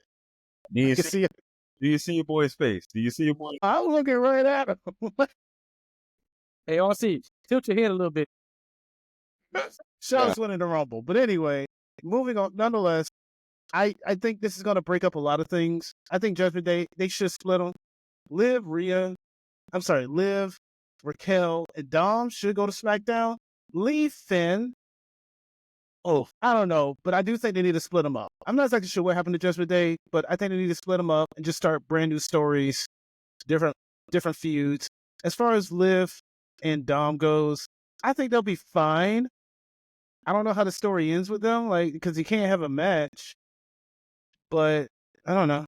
I'll say, like, in my opinion, this is my opinion. As excited as I was for the beginning of the story, it was Rhea. You know what I'm saying? Like Liv and Dom was cool for what it was, but it wasn't real. And so when now that story potentially could be in it, I'm okay. You know what I'm saying? I just felt like Rhea and Dom the impact was more. It was longer. It was always together. You know what I'm saying? When the old chicken tenders thing started with Liv and Dom, I was like, okay, they going a different way, a little younger feel. I'm okay now, because my question, we talking about what Liv's going to do, but what is Dom? Like, what is he going to, I'll tell you what. Because ever since he's come to the company, he's been with someone. Is that Judgment Day? You know what I'm saying? The holdout. He's never been on his own solo. So what is he going to do? Might be time for him to go on his own or find him another piece. But I tell you what, the Mysterio kids can't be trusted, boy. Yeah, the Mysterio's as a whole. What's the name did? That's my take on. I guess we have to wait and see, because we interested to see, but like who's going to be, while we're talking about it, who is going to be Rhea's next opponent? I'm hoping it's Beyond, because I honestly see that right now, that match for Mania, I honestly see that as a modern day Austin. Yeah, it is, but I don't think they booked Bianca to that point, or they kind of, I don't know. We already know how I feel about her being. I don't like her being in the tag team division, but that ain't gonna last. I'm saying right now, ain't gonna last. once my girl Jade comes back and you put some respect on her, Professor. She comes back, she probably gonna beat up both of them girls anyway. Because I think Bianca did it, but anyway. Is she going to be in the Rumble? Is Jade in the Rumble? I'm pretty sure she will. Surprise entrance probably, but they speaking of new opponent for Rhea, they really haven't. They only named like one person, one female wrestler for the Royal Rumble right now. And Nia Jax said she was going to win it last week, but so they haven't really. She showed up on Raw to talk, but they haven't really named anybody else for that match that I know of yet. So I think RC said it earlier. There's going to be probably a lot of like TNA, type of combinations going up in there as well. To the point, I think Becky's going to return as well, but I don't see Rhea fighting her for the women's Rumble. Yeah, because they haven't really announced a lot of people for that, if at all, except one. And they haven't officially announced, and Nia just say she was going to win. So they really haven't even announced it per se. You know what I'm saying? So I think Bianca and Rhea is going to be the next. That's who I see being the next challenge for Rhea. But I mean, what do y'all think? She needs somebody who she can carry something with her on top. The one mistake they made, because she got they made her and Becky is going to be like a one-off thing. If she got injured by Liv, which Liv was supposed to, she's coming back too. So, but I think that's going to be Liv's rivalry right there, because she's been talking smack since she left about how she retired her and things of that nature. And I think that's going to take care of itself right there. That might be a mania match there. I don't know. Yeah, maybe. Liv. Who's Rhea fights? I gotta wait on this transfer window. I mean, it's hard to say because they need new people on Raw. I feel like. What's the deal with that? Have we got any solid information on that window? Zip. Nada. Zip. No. It's the backstage. It's the backstage. People meeting with Adam Pearce and Nick Aldis. Hey, I'll be in touch. That's all you got right now. Yeah, there's no telling when it's going to close, when it's going to open or whatnot. Like, is this thing like a sliding glass window, or is it like a door? How big of a window is this? A boom tube. You know what? Do it. Chat GPT GL. Hey. Do it. And that AI was on it back in the day. That laptop, man, it caused all kind of havoc. Hey, don't let Michael Cole do it again though, because he got booed out the building without. Well, give Corey Graves something to do since he's so upset. He'll be that guy. Hey, but so that's my pick. My pick is Bianca. I know it's a hard pick for the Rumble. Not for the Rumble. Just a real next opponent. Okay. But that could be the Rumble. That's a Mania match though. Yeah, that's a Mania match. But I can't wait for Mania for her to find another opponent. She got to fight somebody. You guys, Natalia. You guys are waiting. You guys are wanting too much, man. I agree with the professor. Charlotte's gonna come back. She's gonna win the Rumble, and she's gonna burst everybody both. And she can fight Tiffany. Oh, she can fight Tiffany. Oh, she about to fight everybody. Hey, we're gonna find out what's going on there. But let's talk about something else. City. Let's talk about something else. We've been talking about how this. I believe Sean said this should have been ended when it's. But Damian Priest and Finn, I think they had a pretty good street fight to close out Raw, and it brought me back to who was. I think it was Austin and Vince McMahon at St. Valentine's Day Massacre in that cage match in 1990. It's a show that the Big Show. He's debuted in WWE. He came in and threw Austin. And I'm thinking about the part where when Austin had, knocked my man through the table or whatever, and he came and got the gurney and he ran him back into the. I was thinking about that this past week when Finn Balor was laying on the gurney and Damian Priest came back and ran and pushed him to the ring. That's the vibe I got from that. So I think it was a great way to end the rivalry. Now they can go their separate ways. But what do you think? Because there was a lot of talk and chatter on our particular platform about, after that one match they had, it was all right, but it should be over. I mean, ain't nothing else happening there. But I think they ended it now. So do you think that was the best way to end it? Do you think it's over? Do you think we're going through character changes? What do you think is coming from that? And I'll start with I'm sorry, what was the question again exactly? I'm just going to do that. The street fight, man. Do you think it's over? Yeah, okay, the progression of the characters as far as Finn and Damian. Yeah, I do think the feud is over because there's not much else you could do. The question does become with Damian, though. Do you go after the world title again? To be fair, he almost had Gunther beat twice. Finn kept interrupting. Now that you can kind of say you put this behind you, should Damian get that third shot and have a definitive one-on-one with Gunther without that form of interference as far as Finn goes? Again, I do think that him, JD, and Carlito can stay as a group and a faction, but Finn really does have to move on at this point. He lost all the matches against Damian. There really ain't much left unless you're just going to be that thorn in his side. He's another one I think that actually should move to a different show just so that you don't have the crosshairs. But if anyone moves, it's probably going to be Damian. He might move to SmackDown, start feuding with different people. I would like to see him go against Cody. I would like to see him kind of have a back and forth with Kevin Owens. I would like to see that. But before he does, I do wonder, a part of me is like, for the sake of just clearing the air, that third match of Gunther, I feel like needs to happen. Yeah. I can see that because to your point, it was not a fair. It was not a fair. In the chance he did get kind of. Remember they had a triple threat at Saturday night's main event. Yeah. And Gunther took them both.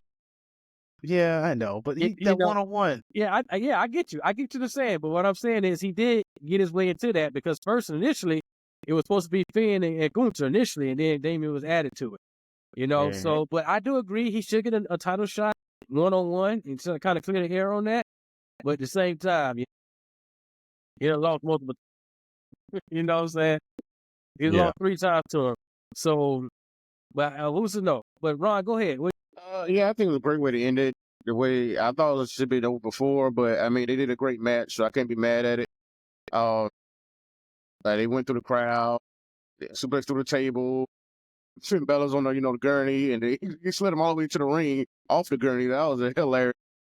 But yeah, Damian Priest put a definitive end to the rivalry by getting his victory. I think, like I said, he's another one, like I said, going straight to the Rumble. See what he can do there. I doubt he's going to win it, but hey, that's just a moment to have be in that Rumble. So if he doesn't go for the World Championship, hey, I wouldn't mind him facing Braun Breaker. Damian Priest versus Braun Breaker, I feel like that could be a great match. That's something I wouldn't be mad at. I mean, I know Damian Priest could be, hold the Intercontinental title. I don't say he can win it, but because Braun Breaker is going to be a force right now, he's still going to be a force. But I don't think Braun Breaker has been showcased as much as before. You know what I'm saying? I don't know. He seemed like he just sit in the crowd a lot. I ain't seen a lot of matches from him. Yeah, he had with Sheamus. He going back and forth with Sheamus, so I don't know. But I think that's what Damian Priest is going at this point. I think Finn Balor may go to SmackDown, him and JD. Damian Priest go to the Rumble, then face for the Intercontinental title against Braun Breaker. That's what I just see what's going on right now. They're going into WrestleMania season. Right. Cool. Yeah, I see that. First of all, the match was wonderful. I thought it was a really good match. I wasn't sure if it was real, like if Finn was really hurt. They really sold that pretty good because, the announcers, they were like, "Oh man, he's hurt too," and so stuff like that. And then you throw him back in the ring, and I'm just glad it's over. I'm glad it's over. I hope Finn Balor moves on to SmackDown. And as far as Damian Priest, I agree with Crump. He's probably just going to go right into the Rumble. He's probably not going to win the Rumble. He'll get a good showing in the Rumble. And that's about all I got for Damian Priest. He's just kind of like that B+ player, but, Wow, it B+ is. player. B+ player. Wow. Yeah, very good takes.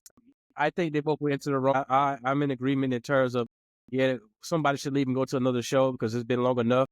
They've been feuding against each other and y'all been with each other on the same teams for a while.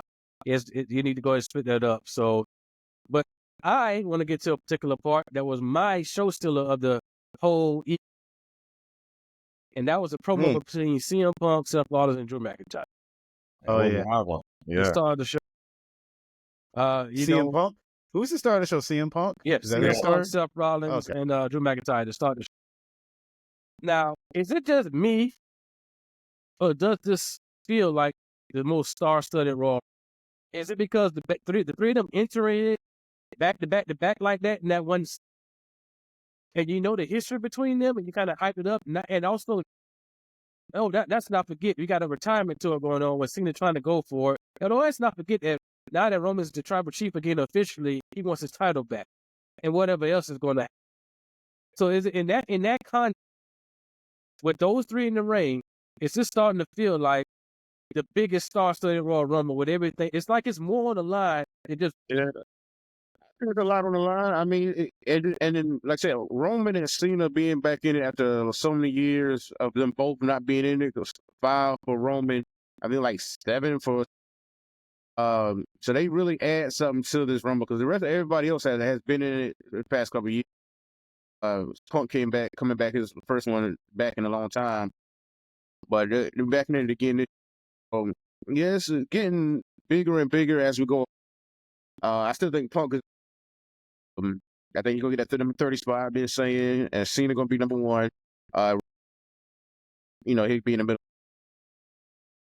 middle. Seth Rollins saying he want to stop Punk from achieving his dream because he lost in the match. So that he kind of have sour grapes right now. Like, well, you beat me, I'm just cause you to lose. So I don't think Seth was fully getting in this.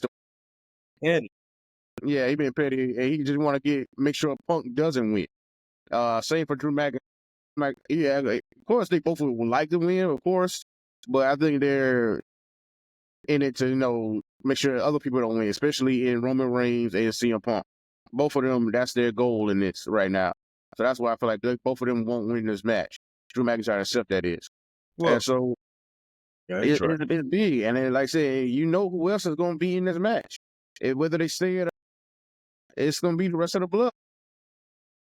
Either OG, no matter OG or 2.0, all of them going to be in this. 2.0. And so it's going to be, and everybody who's stopping from everybody else from just like it always is, but it's just, we got to see where we go. I don't see and see what everybody's motive is. Keep other people from winning, And it can go either way, but I still think with Punk cashing in his favor and getting a number 30 spot, he have a great chance of winning. And I think Punk will win this. I have a theory, but I will wait till everybody's finished, and then I would tell it based on those 3 individuals. But I'll wait till everybody's talking on it, then I would oppose them. I hate when y'all do that. It's like a trap, right? It's a trap. No, because I don't want to get too far off track with it, because I want to wait till y'all finish it. No, that's fair. That's fair. First of all, that Bloodline 2.0, that may be dissolved right now. So it might not even come to Royal Rumble. So. Oh, they done. You can't be a tribal chief without the Ula Follow. So okay. Well, we'll discuss that because I have some thoughts on how that played out. Because that was interesting, right? But as far as this whole segment, I guess it is a star-studded Rumble. The whole idea, everyone's coming here with different objectives outside of winning is an interesting one. It's something I never really thought about. How it does seem like everyone's in here with a goal in mind. Besides, I don't want to be the world champ. I want to make sure you're not world champ type ordeal, which is not a bad method because, I don't want Roman to win because I don't want him to be world champ. I don't want CM Punk to win because I don't need for him to have a happy ending. Why is Seth bothering me? I get where everyone's coming from in this whole segment right here, which was a really good promo in that extent. What I do enjoy the most about it is, again, it's the Drew McIntyre. Honestly, anytime Drew McIntyre is on TV, I want to see what he's doing. Because there's not been a moment that he has been involved in something and it wasn't interesting. I kind of want him to win the Rumble, but my money's on CM Punk too. So, yeah, because you got Drew McIntyre saying that you guys have forgotten the bigger picture.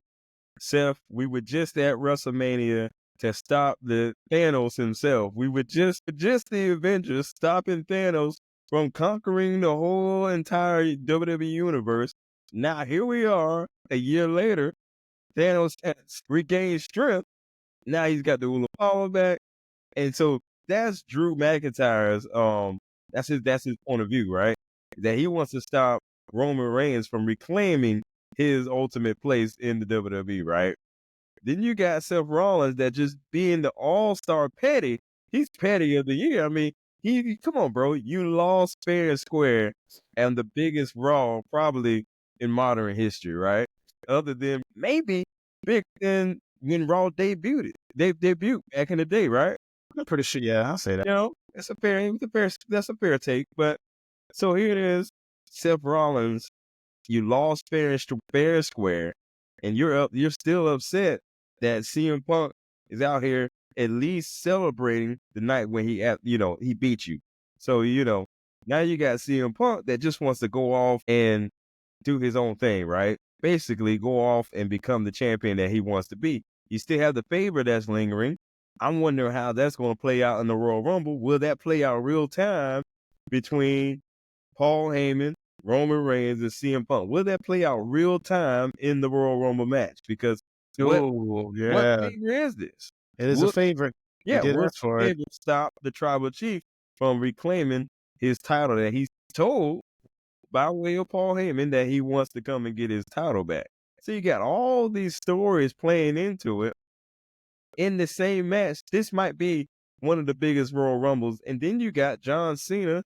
You got John Cena that's on his retirement tour, probably come out number one. You have the possibility of maybe a final boss sighting.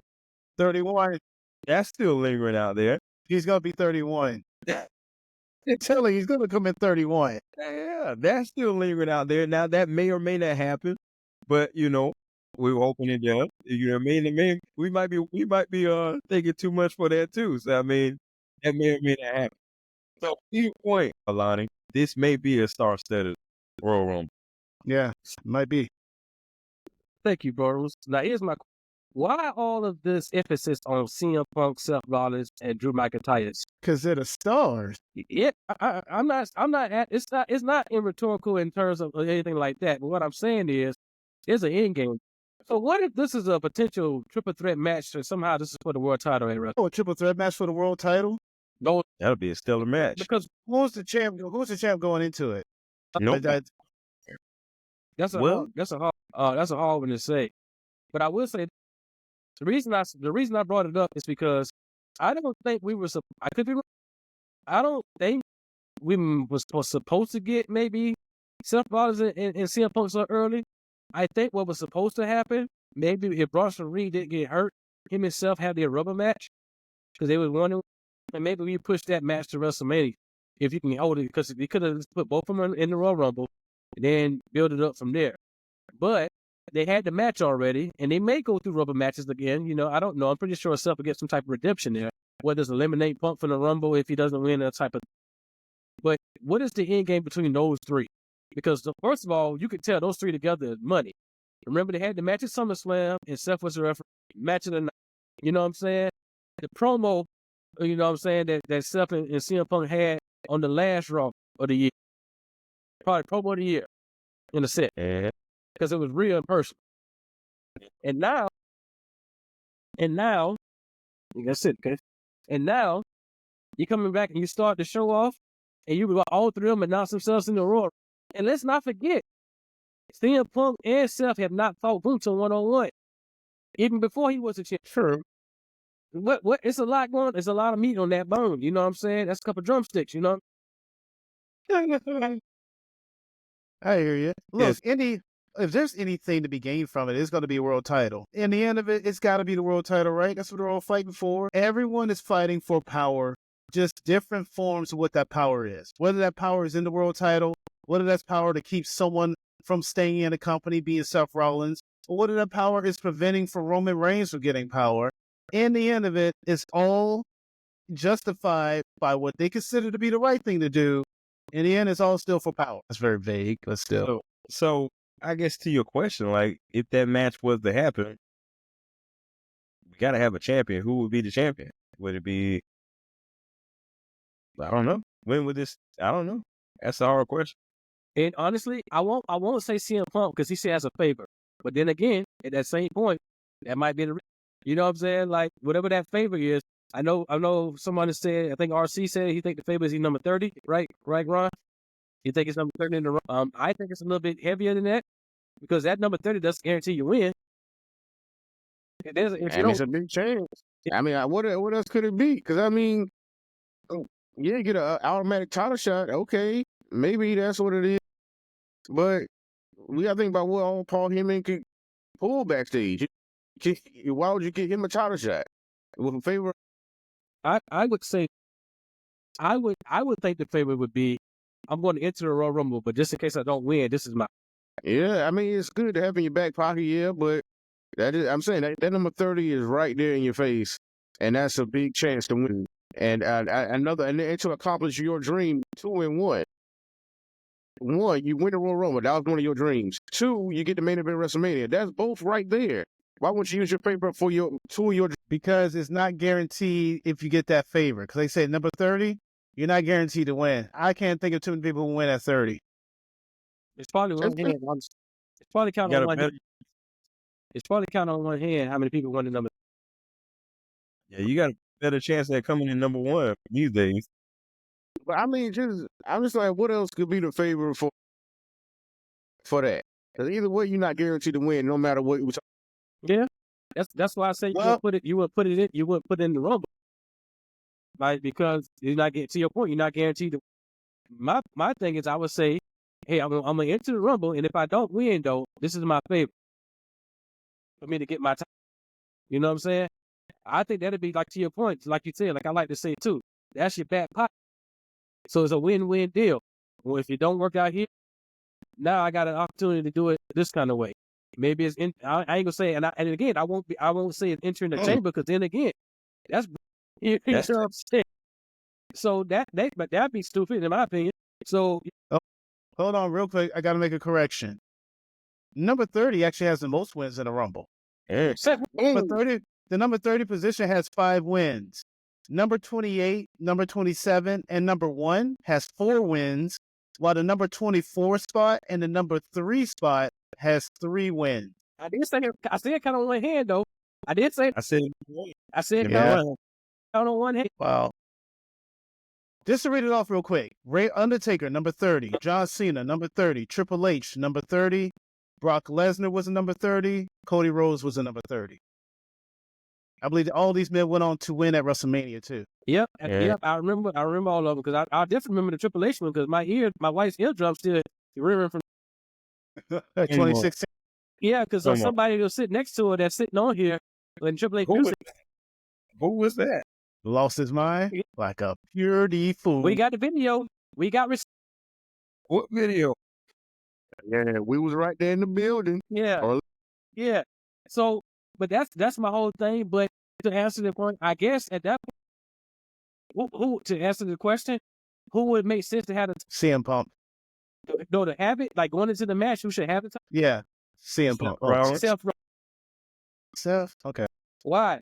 Because he had it already. He don't need to win it. I mean, he don't need to win it like that again. So Drew McIntyre, he's still aiming for it, especially after what happened last year. You know what I'm saying? And then CM Punk, he wants the main event. So I think it would make sense for Seth to have the time. I'm not saying he should win or lose it at that point, but I'm just saying it makes sense for him to have it if I had to pick Yeah. People face afterward. I kind of feel like if Punk was a world champion, it would definitely make sense because that gives him a big target. But if Seth Rollins did win the world title, at least CM Punk has something to chase Seth Rollins for. Because right now, CM Punk is like, why are you messing with me? And then, if it's that way, if that was to happen, it would be a good way to, Yeah, you could also end the feud that way. I still think it's going to be a trilogy. I don't know where Drew fits into this, but I kind of feel like Drew is just kind of being a master of puppets right now. Kevin Owens, Seth Rollins, they have a common bond with Drew. They just need to see that light and bring it to fruition. This is a faction that has yet to be formed yet. Yeah, I mean, that's a good point. It's so much more. That's why we said WrestleMania season, there's so many expectations from fans, so many things you want to see that continue to be. Off topic, though, did you see how, speaking of puppet masters, did you see how Karrion Kross puppet masters Sami Zayn into thinking he needs to really turn on Roman Reigns? He needs to turn on Roman Reigns. He raised some good points. He Credit did. to Karrion Kross. Karrion Kross probably wrestles less than almost anyone on the roster, but he is so involved with so much that's happening on the roster. Credit to him for finding a way to stay relevant without doing too much. That was a good little foreshadowing right there. Yeah, that dude can talk now. That dude can talk. Yeah, to the point. Yeah, it's wrestling. And they don't let him do what he did at NXT, but He's talking very well. It's a great point. But I want to talk about something. I'm going to skip out of line here just a little bit. Saturday night's main, we were saying that, man, Rumble's coming up. All we're doing is talking about Rumble and Saturday night's main event the week before. But then your boy Uth came with the juice on Monday and interrupted the world. Got put in his place. And he said he's not main event caliber of us. But now you got the match happen. Go to this classic. Okay, you got it. And Jay say, I'm gonna beat you and become world champion. Yeah. Yeah. So, Sean, I have to start with you first. It's just me. What do you think about? What's your question? I'm about to tell you. I'm about to tell you. What do you think? Do you think Jay is going to win this champion? For kicks and giggles, for laughs, I would say I wouldn't be surprised if he won that Saturday night main event. It would be, come on, what a way to start the year with a shocker. Like, you on mute, Lonnie. Oh, you good? Yeah, so what a way to start. What a way to start. If Jey Uso was to beat Gunther, which I don't think is going to happen, but if it was to happen, I wouldn't be surprised if it happened. I like how Gunther laid out all the facts that everyone's thinking. Even Jey Uso was thinking about himself, that you are only a tag team champion, that you are just a twin, that you are just the guy. You're just a guy that Roman Reigns made. That guy, Gunther, laid it out perfectly for if it was to happen, if Jey Uso was to win, what a perfect way to lay it out. All the cards on the table. Jey Uso answered in the perfect way, very emotional, letting people know, just like Eminem said on 8 Mile, right? Tell them something else they don't know about me, right? He did. He did it just perfectly. He laid it out perfect for him to have that moment. So, I don't know. I'm 50-50 on it. I wouldn't be surprised if he won. But then again, we're dealing with the ring general. So, I don't know. Yeah.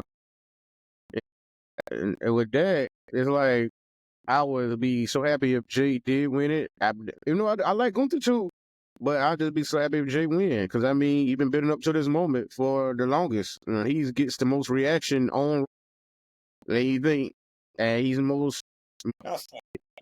the most marketed on. You know what I'm saying? And who was on the debut of Netflix? Was it Jay or was it Gunther? It was the world champion wasn't on the debut of Netflix. No, it wasn't even that. And Jey Uso was. So that would be one of the only reasons I say Jey could win as far as WrestleMania is WrestleMania season. So it's like the world champions right now, they probably gonna be the world champions and going into Wrestle. And it'll be a bigger moment to see who could take down. Will it be CM Punk? Will it be John? And that's the moment where you want to take the big villain down at Wrestle. And so that's why the only reason I say Jey might not get this. I mean, it could be Jey versus CM Punk at WrestleMania, but would it be more marketable or more of a bigger match? Would it be Gunther champion or Jey as champion versus whoever wins this?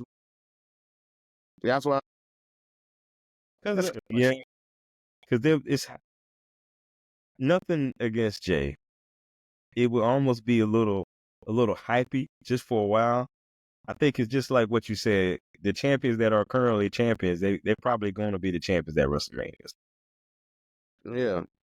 The timing is just off for Jey to get his title right now. It could happen. I ain't saying it can't happen. Like I said,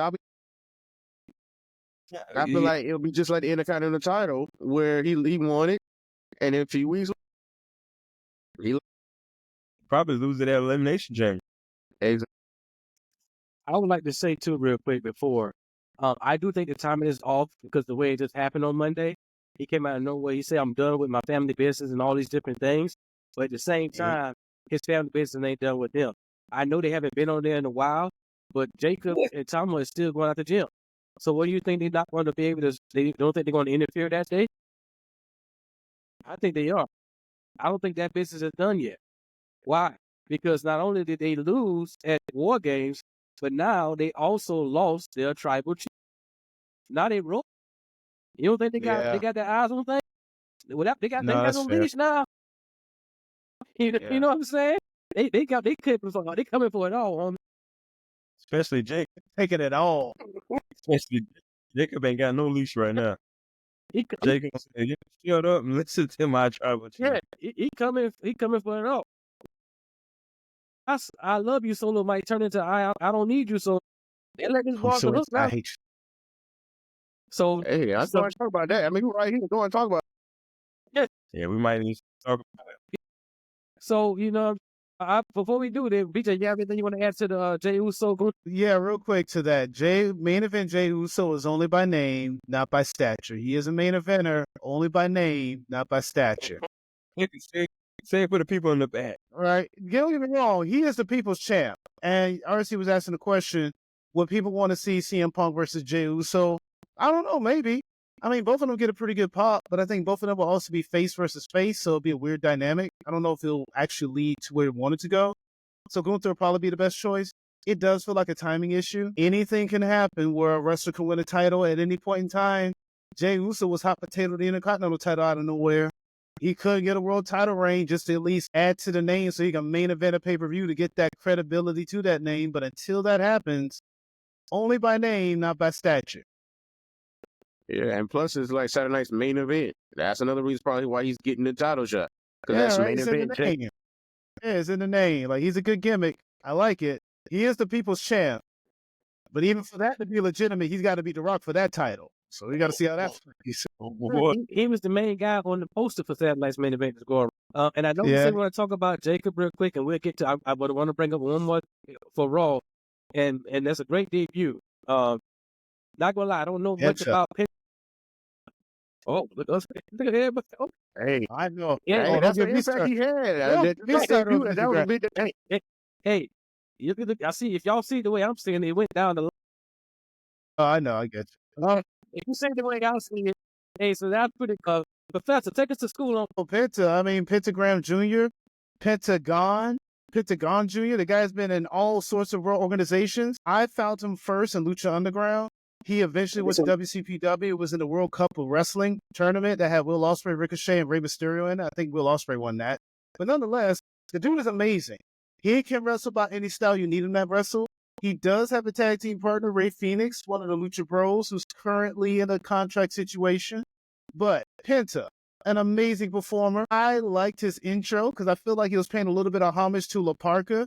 And I'm a big La Parka fan where he came out dancing with the chairs. I love it. So as much as I sometimes take a crap on luchador wrestling, especially modern luchador wrestling, I think Penta wrestles a classic style of it that I like that you find in old classic WCW.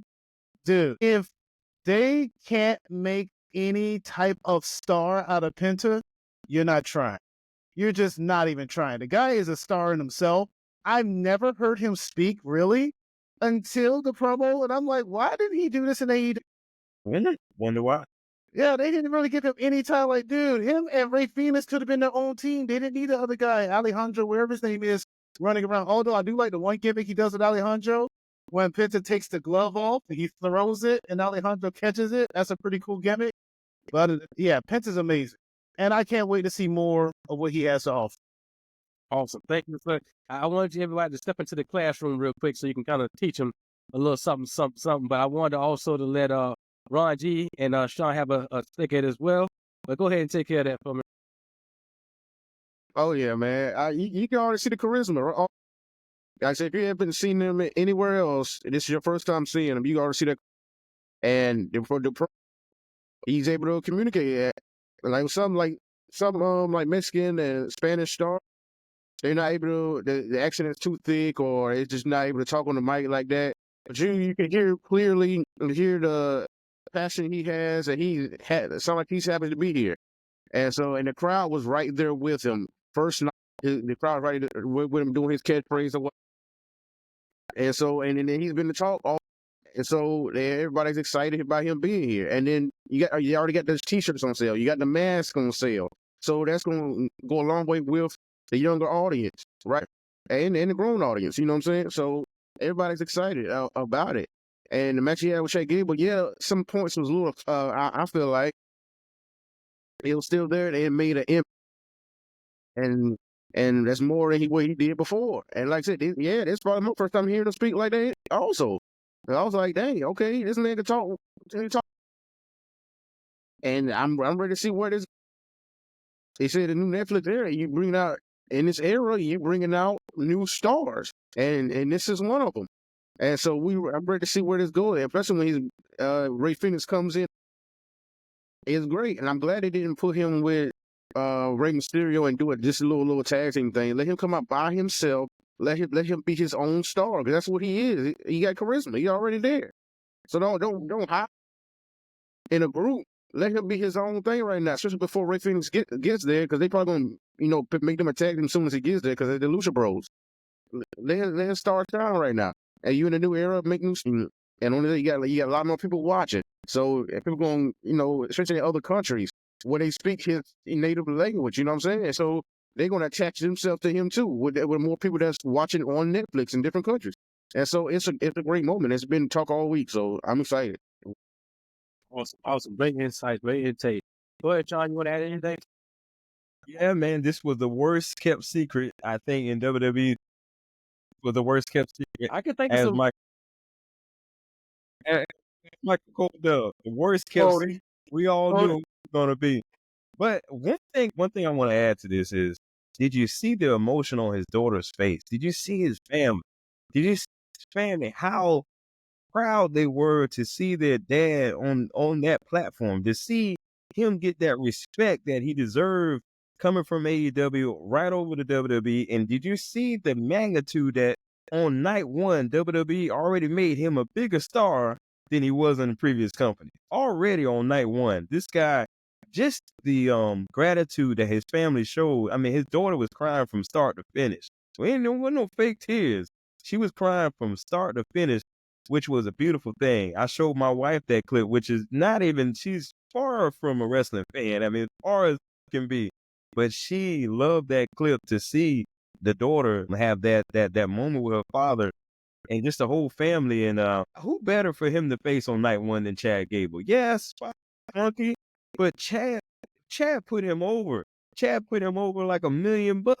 I don't think anybody else could have been able to wrestle that style other than Chad Gable. Chad Gable wrestled a classic luchador style, right? For Chad, we know he's no far from a luchador, but he matched his style perfectly, and I think it was a perfect way to introduce Penta to people that probably didn't know him, because up until this point, I had no idea who Penta was, other than I'm a huge guy. I'm a huge fan of the color red. That's probably all I knew. But I think he did a great showing. I'm interested to see how it's going to be, what it's going to translate into, how it's going to look later down the road, because WWE has a star in Penta. Oh man, we got to wait and see. I think JR was saying the same thing on his platform about he wanted to wait and see what happens too, because they set the bar.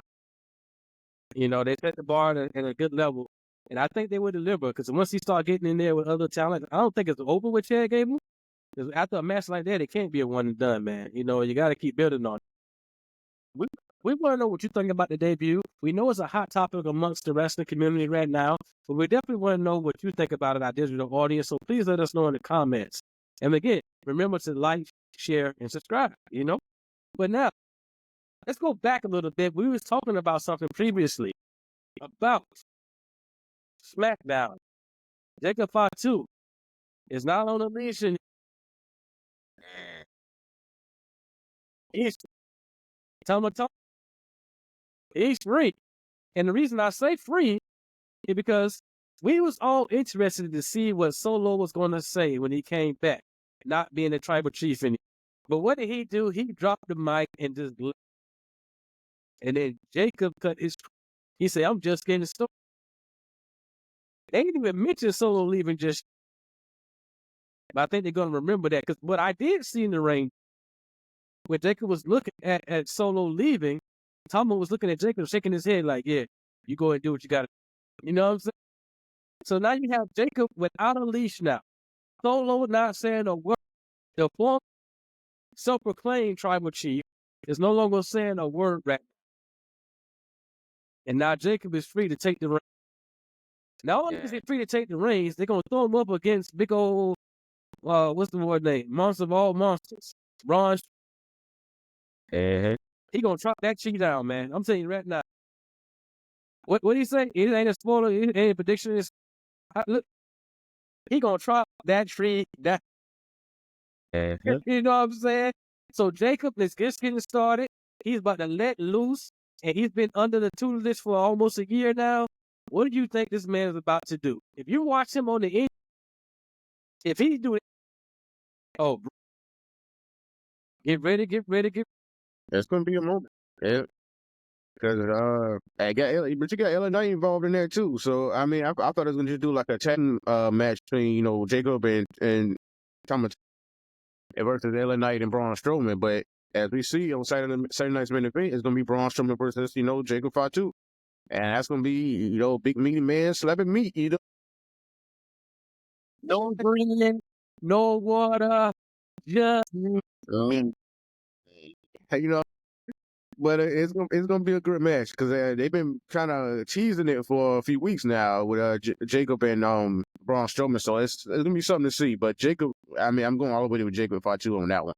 So, but it's gonna be great. As far as Solo walking, I truly don't know what all that says. He probably just be upset at the crowd. I don't know. So he just left it up to his team, take it on, and so we're gonna walk out on him or walk out on the city. But Solo got to do something. He said he was going to acknowledge Roman Reigns. So I don't know if he does that. I don't know if he teams right back up. It's hard to see that. I'm just saying. He's a leader of the tribe. Yeah. Roman, that is. So what else is there left for Solo? And Solo brought these other guys. And I was saying, was the last episode, I think Rock is in charge of these guys. He just doing it in the background. As far as charges, Jacob and Tommy Tonga, then whenever Tonga Lord wants to come back. So I think they still under somebody, but they just doing what they want to do at the moment, and up until a certain point, to where Rock says, "Okay, you know what I'm saying? All right, now I want you to do." So we're gonna see where it goes. But I love to hear anytime you get Jake with the mic, either in the backstage or in the ring, whatever. I'm ready to sit there. And ears is open. So I very much enjoy that. But I see him going, like, he might be in the Rumble, but I need to see where his place going to be in his in the family. Before Sean goes, I saw something on Instagram on Rikishi's page. He posted a picture, kind of like the old. It's not like the old Death Row picture where they had back in the with Pac, Dre, Snoop, and Suge, but he had him and his three sons in the bit. Okay. And he had like an East Siders type of instrumental going on from the West Side, And I'm wondering if Solo gets turned on by Jake, and maybe Tonga Low comes back early, and maybe you get a 6-man Solo against the Tongos and Jake. I don't know. I can see that. I don't know because I don't know the extent of Tonga Low's injury, but it didn't seem major. But again, nobody's really talking about it right now, so I don't. It required surgery, but I don't know how big impact will. So that's what I think may happen, because I think they're gonna turn on Solo. That would make it the most sense potentially, or it could all be ringing this all in again. Because remember, The Rock. To your point, The Rock is, I think, pulling the strings. Go ahead, DJ. Well, I do think the new bloodline is sort of hounds without a leash at this point. Jacob may be the lone Samoan werewolf, because he didn't necessarily disown the Solo. He was more so like, okay, well, Solo, he may not be here, but guess what? That don't mean the show's stopping. We're here. We still doing what we doing. The little Papa Shango shaking. I don't know what's going on with that. Yeah, he kind of just me out when he does that thing. I don't know what's That's going so on weird. with that. But I don't know what's going to happen with Solo. I did find it interesting that he still came out dressed as his tribal chief gear and then left. Roman hasn't been on TV yet, so I got to see what happens when Romans appear and Solo's in the same building to see what happens from there. I would like for Solo to still kind of pursue being tribal chief, because here's a fact. He was a better tribal chief than Roman was, because he had people legitimately following him. He didn't force he didn't force Jacob to be like, I love you, Solo. No, that was legitimate, right? What's the most authentic form of love? Genuine. Roman was forcing it. He was coercing people to fall for him, mind tricks and things of that nature. So I think from that standpoint, I think Solo was a better tribal chief to his people. Roman just had more success based on his reign, which is why Kevin Owens is right. But that's beyond the point. I would like to see what happens with Jacob more than anyone else, because even with Tongaloa and all them, they're fine. But Jacob, that's the star. That's the one I want to see. I want to see how far he goes. But do you want your tribal chief to just be adored, or you want your tribal chief to win? To be adored? Why did people start adoring Roman in the first place? Because they missed him. Because he won. He was a winner. No, he was only a winner because the tribe helped him win. He won. Back, he won. People don't believe nothing but wins. So in WrestleMania 39, people were cheering when Roman beat Cody? I was. I know you were. So I don't know. No, see, I hear you. Roman won a little too early. He just won all of this too early. There was no trial and error of him getting back to where he's trying to get to. It's all kind of been smooth sailing. I feel like this is a story they could have drug out a little bit longer. You could have had that Ula Fala match at WrestleMania. But, we're here now. So we'll see where it goes. Yeah. I think. So, Solo, I think right now probably lost his way right now. I mean, you lost the Roman since Roman came back.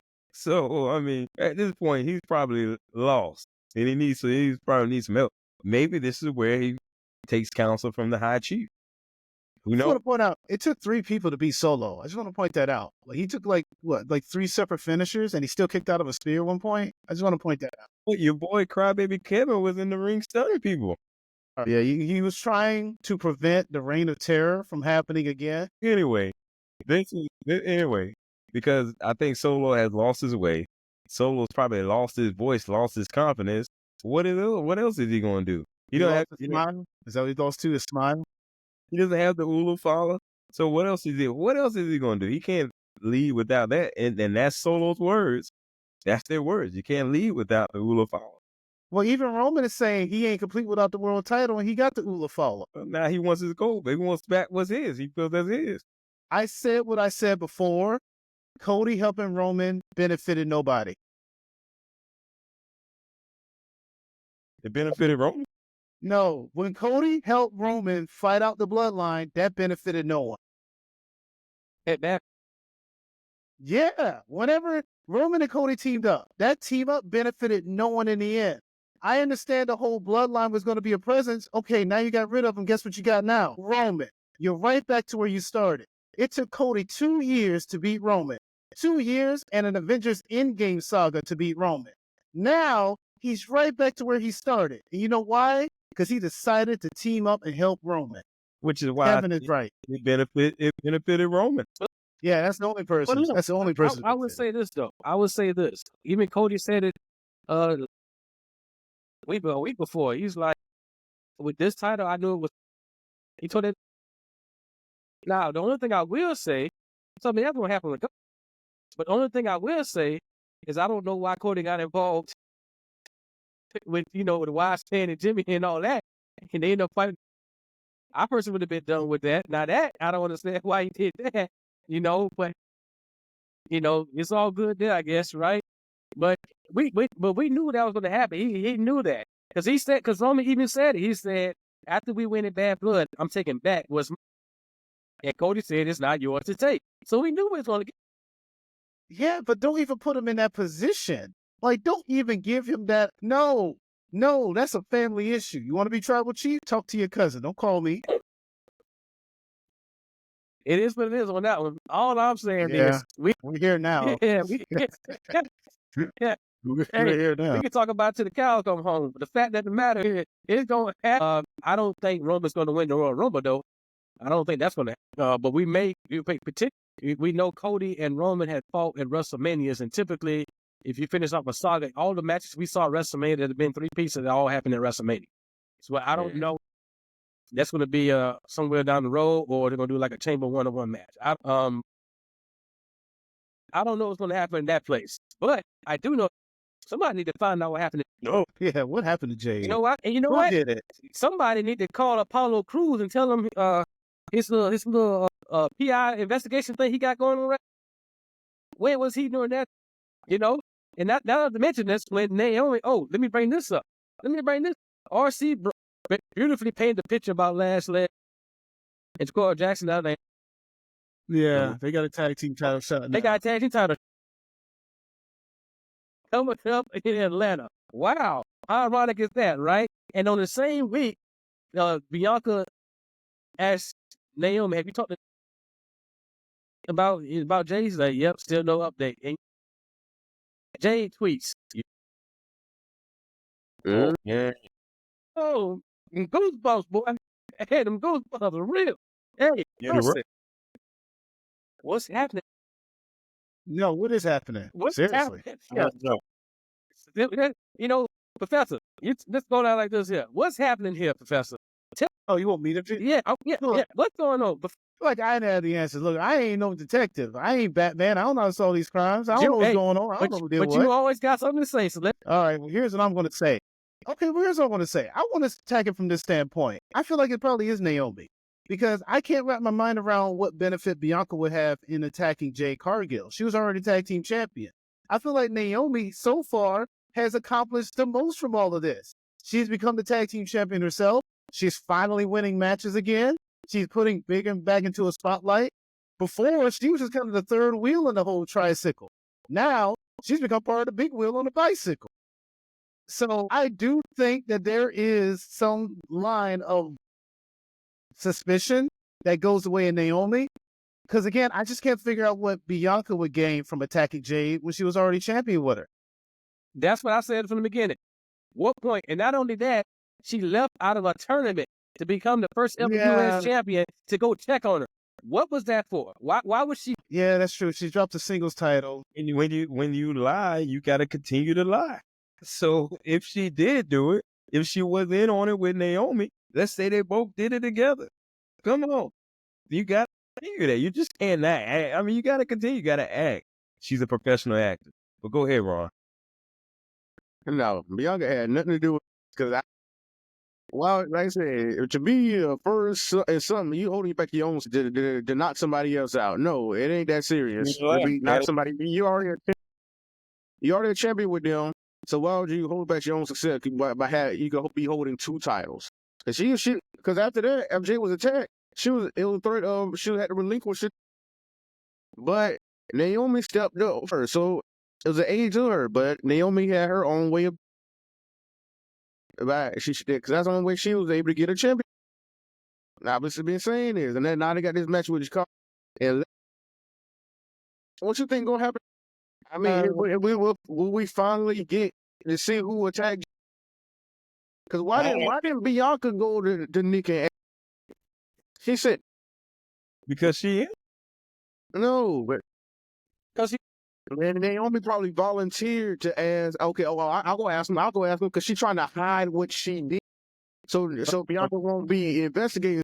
Naomi said, "I'll go to Nick. I'll go see what's going on. I'll find something out. I'll get something from." To add to that So real she quick, came back with nothing, and so she said, "Oh, yeah, I tried.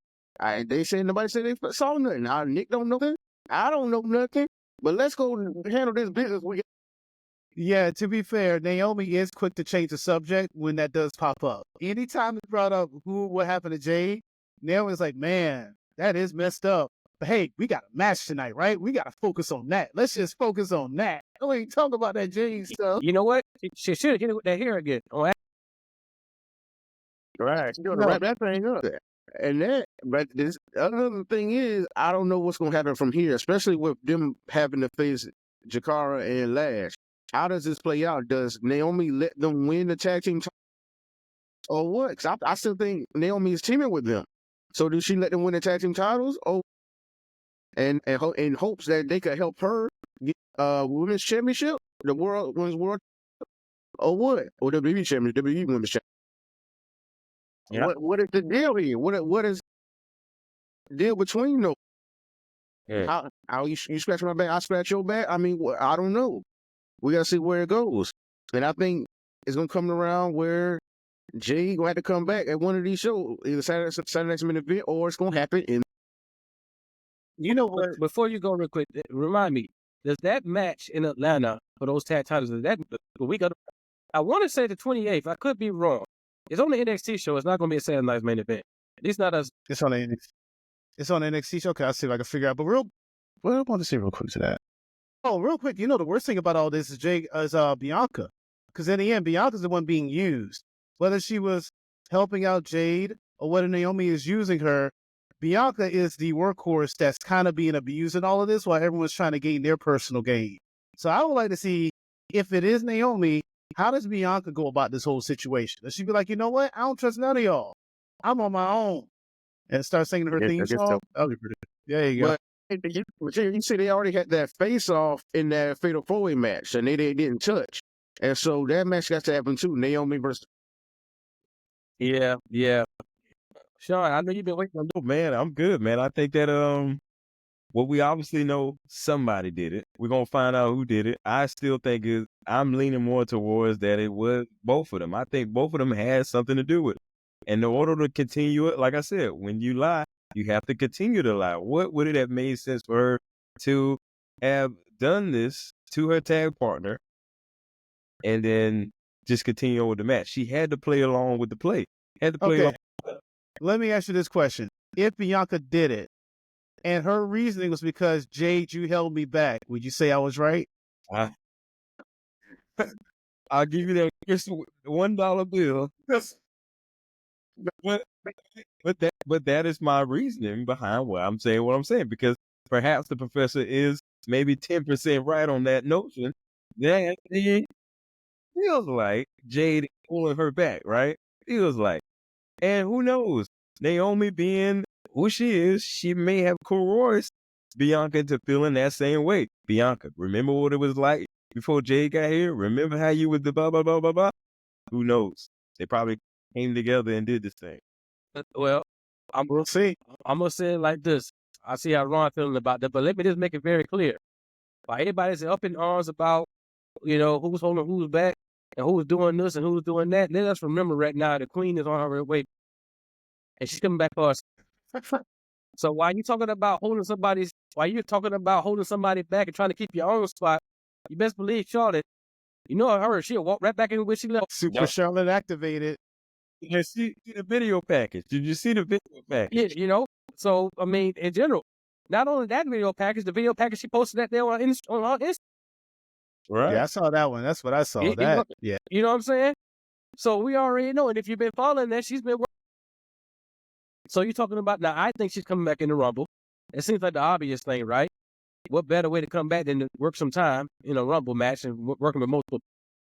But with her coming, clearly we're saying right now that her and Tiffany Stratton is on a collision course.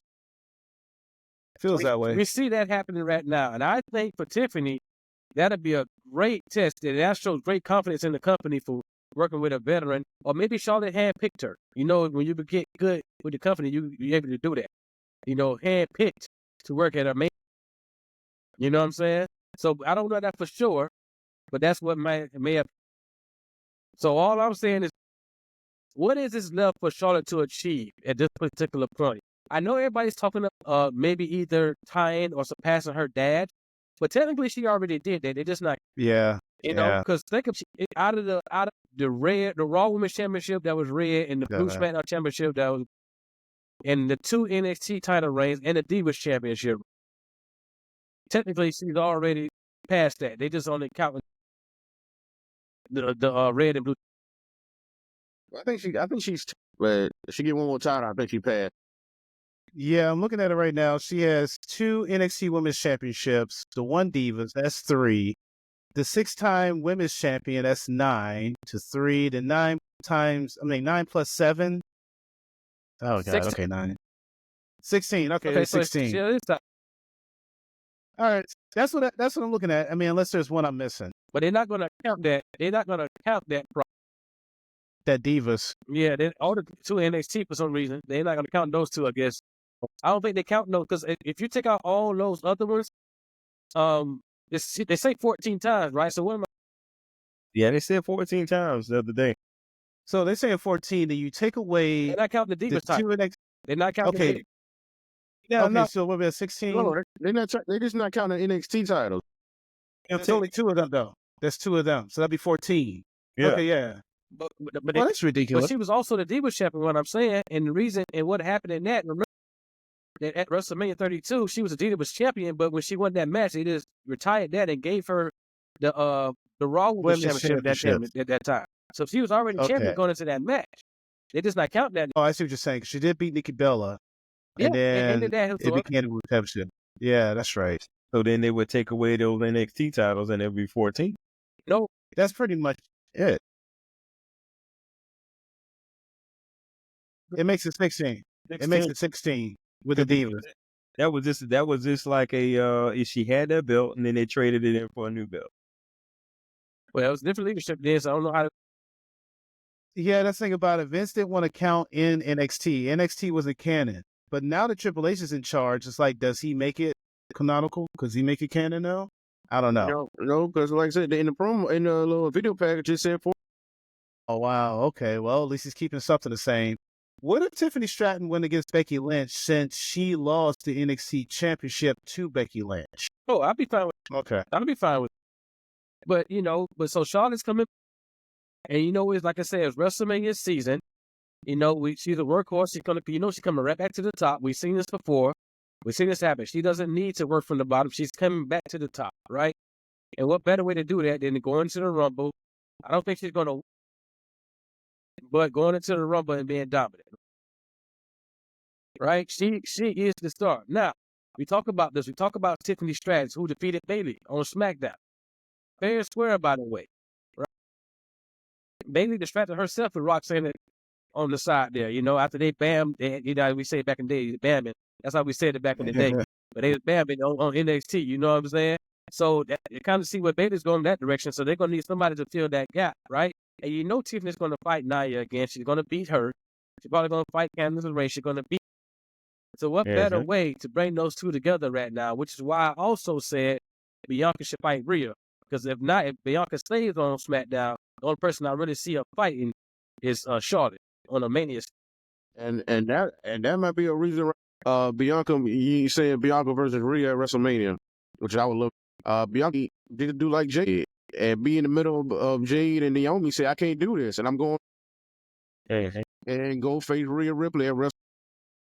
And to that, He just shows up on Raw and starts on the next one. But here's the question, though. I mean, you got what? But here's a question that we have to ask as well, though. Think about this. Here's my big question. Because I don't think we talked about it. We might have let's say Naomi, let's say she did. Let's just say she didn't do it. Hypothetically. Right? Jade comes back. What happens? Do Naomi just give her the title? Well, that's up to Naomi. I don't think so. I mean, I want it. I did. I ain't like, Yeah, I didn't. And that's why I didn't want. That's why I didn't want to hold it. I didn't want to hold it until I won the match. So she should say, I did win this match. I didn't just take. She is a glorified filler. That's what that is, man. She is a paper champion, regardless. Yes. She is a paper champion. I'm going to disagree with y'all on that one. Because, no, she's not. Because she did it the right way. Whether she's driving the strings to trick somebody. It was the right way. You knew they weren't going to lose the match. Come on. Wasn't they going to? It's like, but wasn't they going to strip them of the title? If they didn't, if she didn't. They were going to strip Bianca of the title, right? Yeah. Yeah. Because she can't do. It was a big deal. So, but all she had to do was just walk in, play her role. It wasn't like some significant, like, come on. The titles was already there. She filled in, did a role. And she won the match. I hear you. It is different. It's different when you're walking in with the title as opposed to walking in going after the title. There is that bit of difference. I can't explain it, but it is. When you're going in challenging as opposed to already having this idea that you're champion, I feel like there's a difference. It was no uphill battle. Exactly. Sean, let me ask you this then. Let's say the roles were reversed and Jay did that. Would we be having the same conversation? There's no uphill battle. Yeah. So you'll be saying that about Jay. Okay, who that be? Consistent. No question that man's integrity. Was it not? Oh, I am going. Who did it be? Nia Jackson. Yeah, I think that's what it was. Yeah, Nia I'm gonna check real Nia quick to Jackson, see. Candice LeRae, I believe. Let me go ahead and make sure. 'Cause I make When, myself. when Naomi won the titles with Bianca, there was Nia Jackson, I believe Yeah. so. and Nia Jackson was the women's world champion. They ain't just no. Nia Jackson Okay. been having a great year, so that's not just a given for her Yeah, to that's win. right. Yeah, Naomi's had world title matches against Naomi. Like they fought against each other in that same respect, and Naomi lost. You know what I'm saying, like, say it's a world champion. It ain't like, oh, just give me the title. No, This it ain't no was scrub. no uphill battle. No uphill battle. She just had to play her role. She just had to really be on that night. That's it. You know But she what? still won. You know what? I'm curious to see what happened because I wanna bookmark this. Somebody bookmark this because I'm gonna have some Even- questions. Whatever you got to do. I'm gonna have some questions later. You know what I'm saying? So I'm about to see if I can try to pull this up real quick to Right. see if I can see how that match ended. So yeah, Naomi one got the pinfall. I'm telling you right now, I know that. I know she I did, know but did that. she pin? Oh, hold on. Did she pin Naomi or did she pin Candace? That part I can't remember. But she pinned- Candace. She picked Candace. I mean, she picked. But either way, Nia Jackson still. Yeah, but she didn't pin Nia Jax. She pinned Candace, though. Yeah, she's still there, but you didn't pin the champion. Like, that's the thing about it, right? You pin the champion, and that's where you get the credibility of, like, you get a title shot. But if you don't pin the champion, you just pin their lackey. Right. Well, she did something right because they end up giving her another title shot against Nia. Well, because she got screwed out of the last one. And to be fair, she got screwed out of that one, too, when Tiffany cashed in, because Tiffany screwed on that. Look, I will not disagree if we're saying Naomi needs another world title match. I totally agree on that for the same reasons I think Damian Priest deserved one. She keeps getting screwed out of it. But as far as this whole Naomi is a legitimate champion, on paper, she is. Yeah, If you getting the victories in these matches and you defended the title and you got that victory also, come on. It's an interim champion. You're a champion because of circumstances. You're not a champion because you legitimately earned that slot. You are because someone gave you the slot and you're just in it. But you got 2 victories back to back. You were legitimate. So you mean to tell me? If I'm hearing you right, you mean to tell me? You hearing him right? You hear? Hold on, wait, hold you on. Take my headphones up. Yeah, man. So she said, "I don't want the title until I earn it." And in our mind, and we all knew that when she wins it, earns it in the What else was she going to how does she become? How is Or earn the title shot? Did she really earn the title shot, or was she just given opportunity? He was given an opportunity. She didn't She earn won- it. I mean, really, she did. It was the She defended it. hold on, I mean, She didn't earn it. She defended but what? she had to defend. hold on. What is she defending? Hold on. Wait a minute. Did we really just say give opportunities? Are we really going there? What? I mean, come on. Is that what they do? She Well, was. look, okay. Everybody. She All didn't right. earn it. She didn't But earn here- it. It Here's wasn't. the- Okay, Mr. Triple H was given the title by Eric Bischoff. He Are you really going back? a to that? legitimate champ. What do you mean? Oh yeah. And on top of Who that, else? the question It was remains: given if the- this was Hey, you ain't gonna get an argument out of me on this one. So that's on Sean on that one. I ain't gonna even argue that Yeah, case. I'll agree listen. with y'all on that. listen, and on top of that,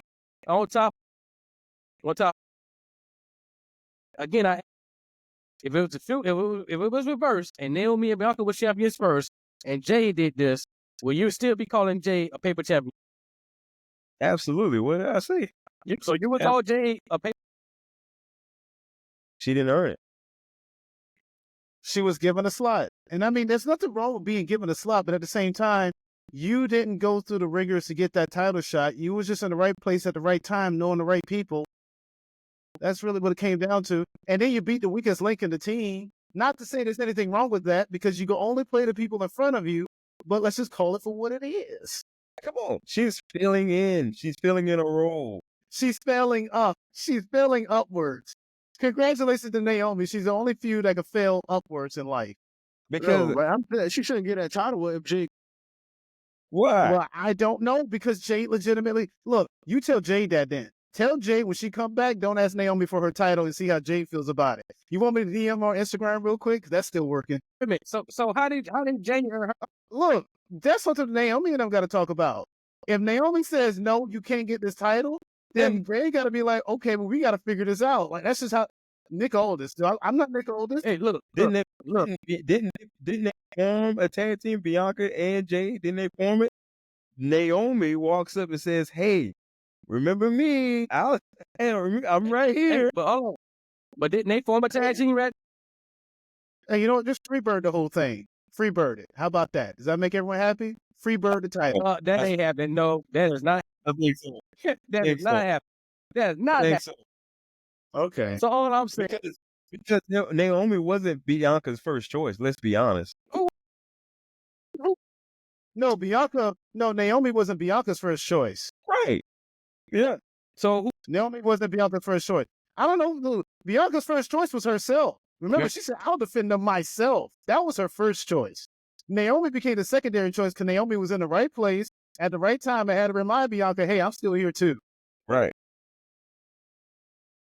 So as far as Bianca would have done, she would have gone in there with Bianca and Belair if it was up to her. Okay, all right. Her manager would have been the EST. She would have been better off going to go get Montez. Man, look here, man. Y'all got me sweating. I got me sweating over here. God darn it. It's the hot seat. Stop, please. No. I enjoy this. No, I know. It just we should have a segment called that. But I stand on what I agree. I stand on. That's fine. That's all. 10 toes in. We split 2 and 2. Split 2 and 2. Right, fine then, fans. They got to figure it out. They're the tiebreaker. You need to help. Is Naomi a paper champion? Is Naomi a legitimate champion or is she a paper champion? The receipt says paper champion because the receipts are made of paper. I know. I just wanted to make sure we're all on the same page. Yeah. She had no sweat equity in that whole thing. Come on, man. Oh, I like that. Sweaty. Nothing. She had no sweat. No sweat equity. She wasn't forced to. Come on. Anyway, move on. Yeah, we'll move on. Move on. She got it out there. I want to hear this. Not what you say. There was no force in this matter. She like the professor said, she had to show up, be at the right place, be on her A game, and you get the top. That's it. That's just like somebody gets hurt and they just relinquish the title over to somebody. Oh no, I'll give you an example. You know what this is? It's the Philadelphia Eagles and Nick Foles. Yeah, Nick Foles came in, and he wasn't a guy that was guy. You know the guy's name. That was Carson Wentz's team. Carson Wentz was the MVP candidate. And then Nick Foles comes in with the championship. You gonna tell me Nick Foles is the true starter of that team? No, it's Carson Wentz. Naomi is a filler.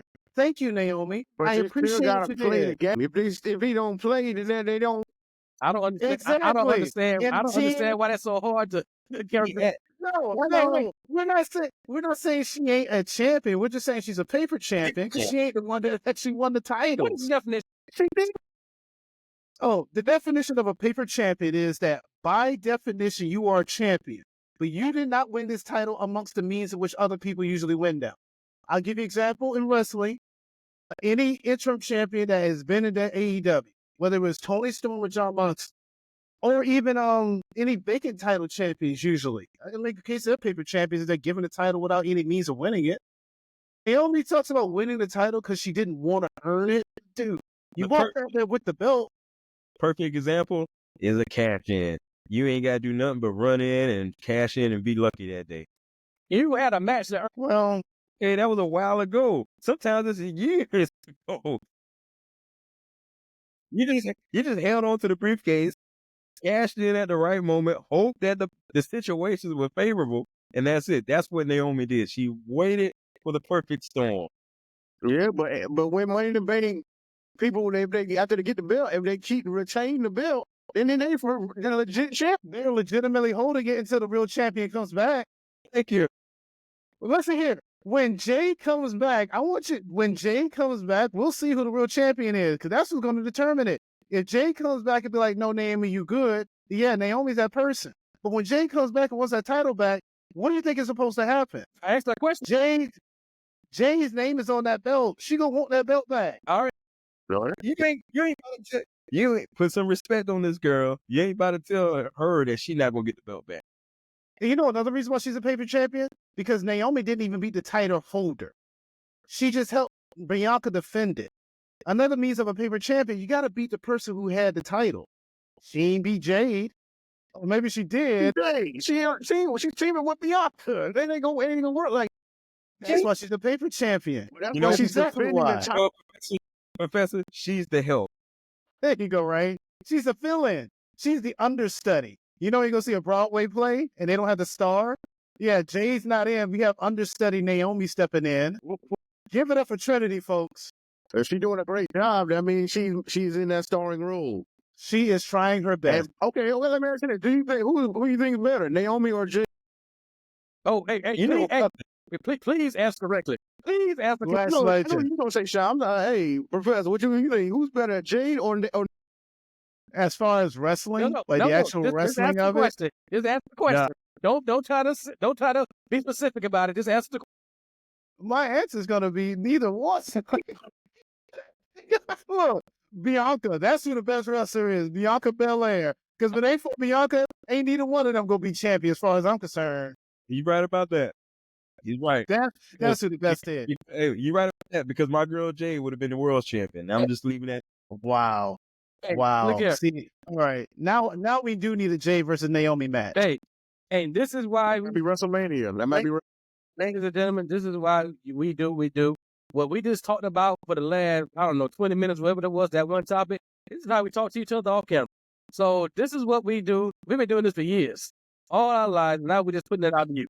So we thank you for tuning in with that part. But we do have one more thing that was very special that happened on Smackdown. Rey Mysterio, he came back to his hometown, the 6-1. He declared himself an entrant into the Royal Rumble, in which he talked about how he dedicated the last time he won to Eddie Guerrero. He entered at number one that year was Triple H.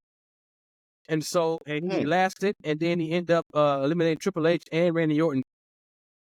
Don't say that. He eliminated Triple H and Randy Orton to win. Just edit that out. Hey, I'm not accurate. First time I'll admit. It's okay. It's all where it needs to be.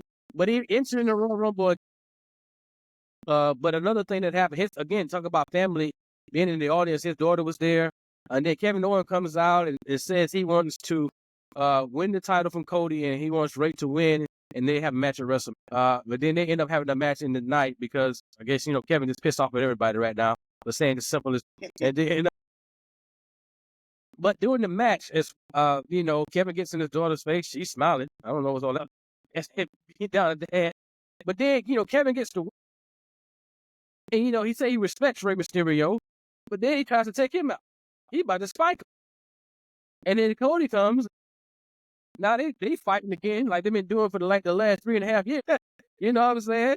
And now we have a contract signed with one of my favorite guys, moderating. Mr. WrestleMania, Saturday Night's Main. Now, I thought the match, I'll get my take on it. I thought the match was fair. It was good for what it was. I think it was a great thing for this. And then, Kevin get the win, which I'm glad. I think that's the right. But now, I'm going to start with my brother, Sean. What did you think about the match? And also, what do you think is going to happen with this contract signing at Saturday Night's Main Event? And then we'll go move forward, so on. Well, first off, you can't trust those Mysterio kids for nothing. You can't trust them. She's laughing at her own dad being beat up right in front of her. Wow. Talk about just disrespectful. I mean, I don't know what Ray did to his kid, but Probably raised him. That's what he did. He didn't raise him. the match was good. I agree. It was for the city. It was good. Good to see Kevin on. But Kevin went from 0 to 100. I can't remember what Ray said. But he just went from 0 to 100 off of one word. But what I think is going to happen at the contract signing, I think that Sean's going to remind them about his battle with how it looked the WrestleMania 10. Yeah, that's exactly what I think is going to happen. He's going to make reference to that. Or what was it? Him and Razor Ramon, right? Yep, ladder match. He's going to make reference the title. to that and to basically challenge Kevin Owens. Probably his integrity, for his reasoning for this, he's probably going to do some psychological thing to Kevin Owens, to where Kevin Owens attacks Sean and Cody has to interfere. Good. I agree. I do like the thought direction they're going with Sean, especially in his hometown, and going back and referencing with the two titles, WrestleMania 10, and have him moderate. I think that's going to be like that last, like the cherry on top before their match. You know, I think it's gonna get you ready for the actual match at the Royal Rumble. But go ahead, Ron. What you? It's gonna be a moment, man. Especially Shawn Michaels. You know, he mostly with NXT now. They call him to come up to do this, so you know they got reference to WrestleMania 10 thing. So that's a given with that. And plus, the title that Kevin's walking around with, that's the first title Shawn Michaels, and so they might go off of that too. So that is just big right there because that's like Kevin coming down the ramp. I get to walk around this title. I see when a lot of my idols win, and then Shawn Michaels is one of them. And so, but yeah, I do think Kevin will some way attack Shawn Michaels. Hey, and Triple H might come out there also with Cody right there, but Triple H might come out there also because you got to think about happening after Saturday night's main event happened. So I thought we all thought something could come of that. So it may come out right here Saturday's main event with him may attacking Shawn and Cody at the same time. We never know. It's gonna be big. Cause I know Cody, he should have been out there. I feel like Cody, he always got his music ready. Keep my music right now, because he be ready to come out as soon as he about to do power drop on somebody. Cody music right there hit. So Cody be ready. He be right there, like gorilla or so. Because that music hit automatically as soon as he about to hit the. But I'm ready to see what. I think they can stretch it out this far, but I'm ready to see, because I'm ready for the match. So, but we only got a little bit longer, like 2 weeks till the match happen. And like I said, this moment at Saturday's main event is going to be big. So that's going to bring us in. So, Awesome. Go ahead. I thought the match was really good. And let me just say, the mask, Rey Mysterio, right? Because of his mask, the man is ageless. Rey Mysterio looks almost like he was wrestling back when I first saw him debut in WCW. The guy is really ageless. I feel like he can go on forever. Probably 80 years old for all we know. Who knows? He wears a mask. Like I said, I thought it was a really good match. I like the dynamic that Kevin Owens is going with. It's kind of psychotic and crazy. Kind of now creating this whole scenario where he's a champion. I like it. As far as the contract signing goes, I was happy to hear about Shawn Michaels mediating it. I do want to see. I love a good contract signing. Those things are always fun. I do have one question. Why is Cody so angry at Kevin Owens, right? Like, he is just really mad at Kevin Owens. Maybe because Kevin's telling the truth. Maybe. Why is Kevin so angry at Cody? Cody is the reason why Roman is getting back into power. Stop It's it. all Cody's fault. Stop it. Here's all I'm going to say.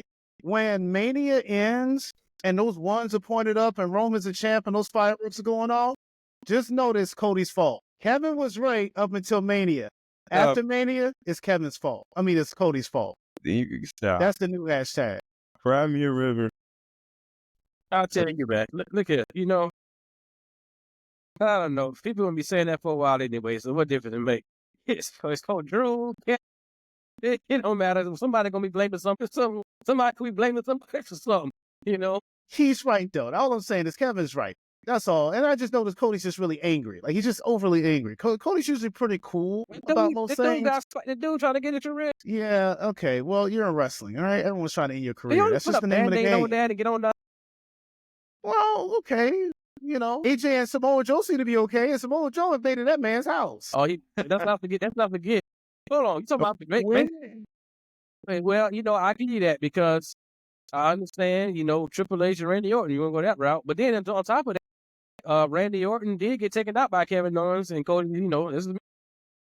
One other thing I want to bring up. Yeah, I wouldn't put it past Kevin Owens to attack Shawn Michaels because Kevin Owens is a wild card. Never forget, he attacked Vince McMahon and beat the crap out of that old man in the ring for a brief moment. He is not above beating the crap out of somebody. Steve Austin had to figure that out the hard way too, although Austin did win. Right. He took them soup. So it was an impromptu match. Let's not go there. Look, he threw potatoes. He ate the potatoes. I did not expect that to turn into a full-on match the way it did. Also took a suplex on the outside of the ring. Like, oh wow, we really doing this. Oh wow, I was happy to be there. That was amazing. Yeah, it was. Oh yeah, we were in the building. Yeah. But look, it was a very fun show. I know we really went in on a lot, but it was a very fun show with my brothers. It's always a pleasure. Again, like, share, subscribe, discount this video. Follow us on our social media platforms. You know, we would be here to give you what you need. This is where the real fans. Again, my name is Lonnie. They call me the historian. You had the number one player, Sean, Ron G, the professor, BJ in the house. We thank you for joining us, and we'll see you soon. This has been the Champions Corner. Good night, everyone. I wanna, oh, no, oh,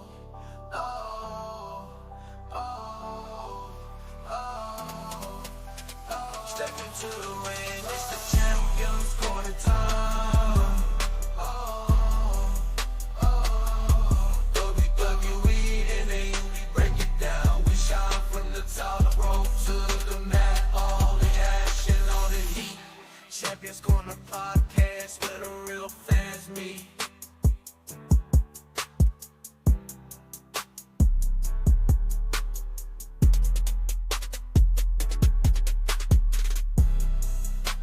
Champions Corner podcast where the real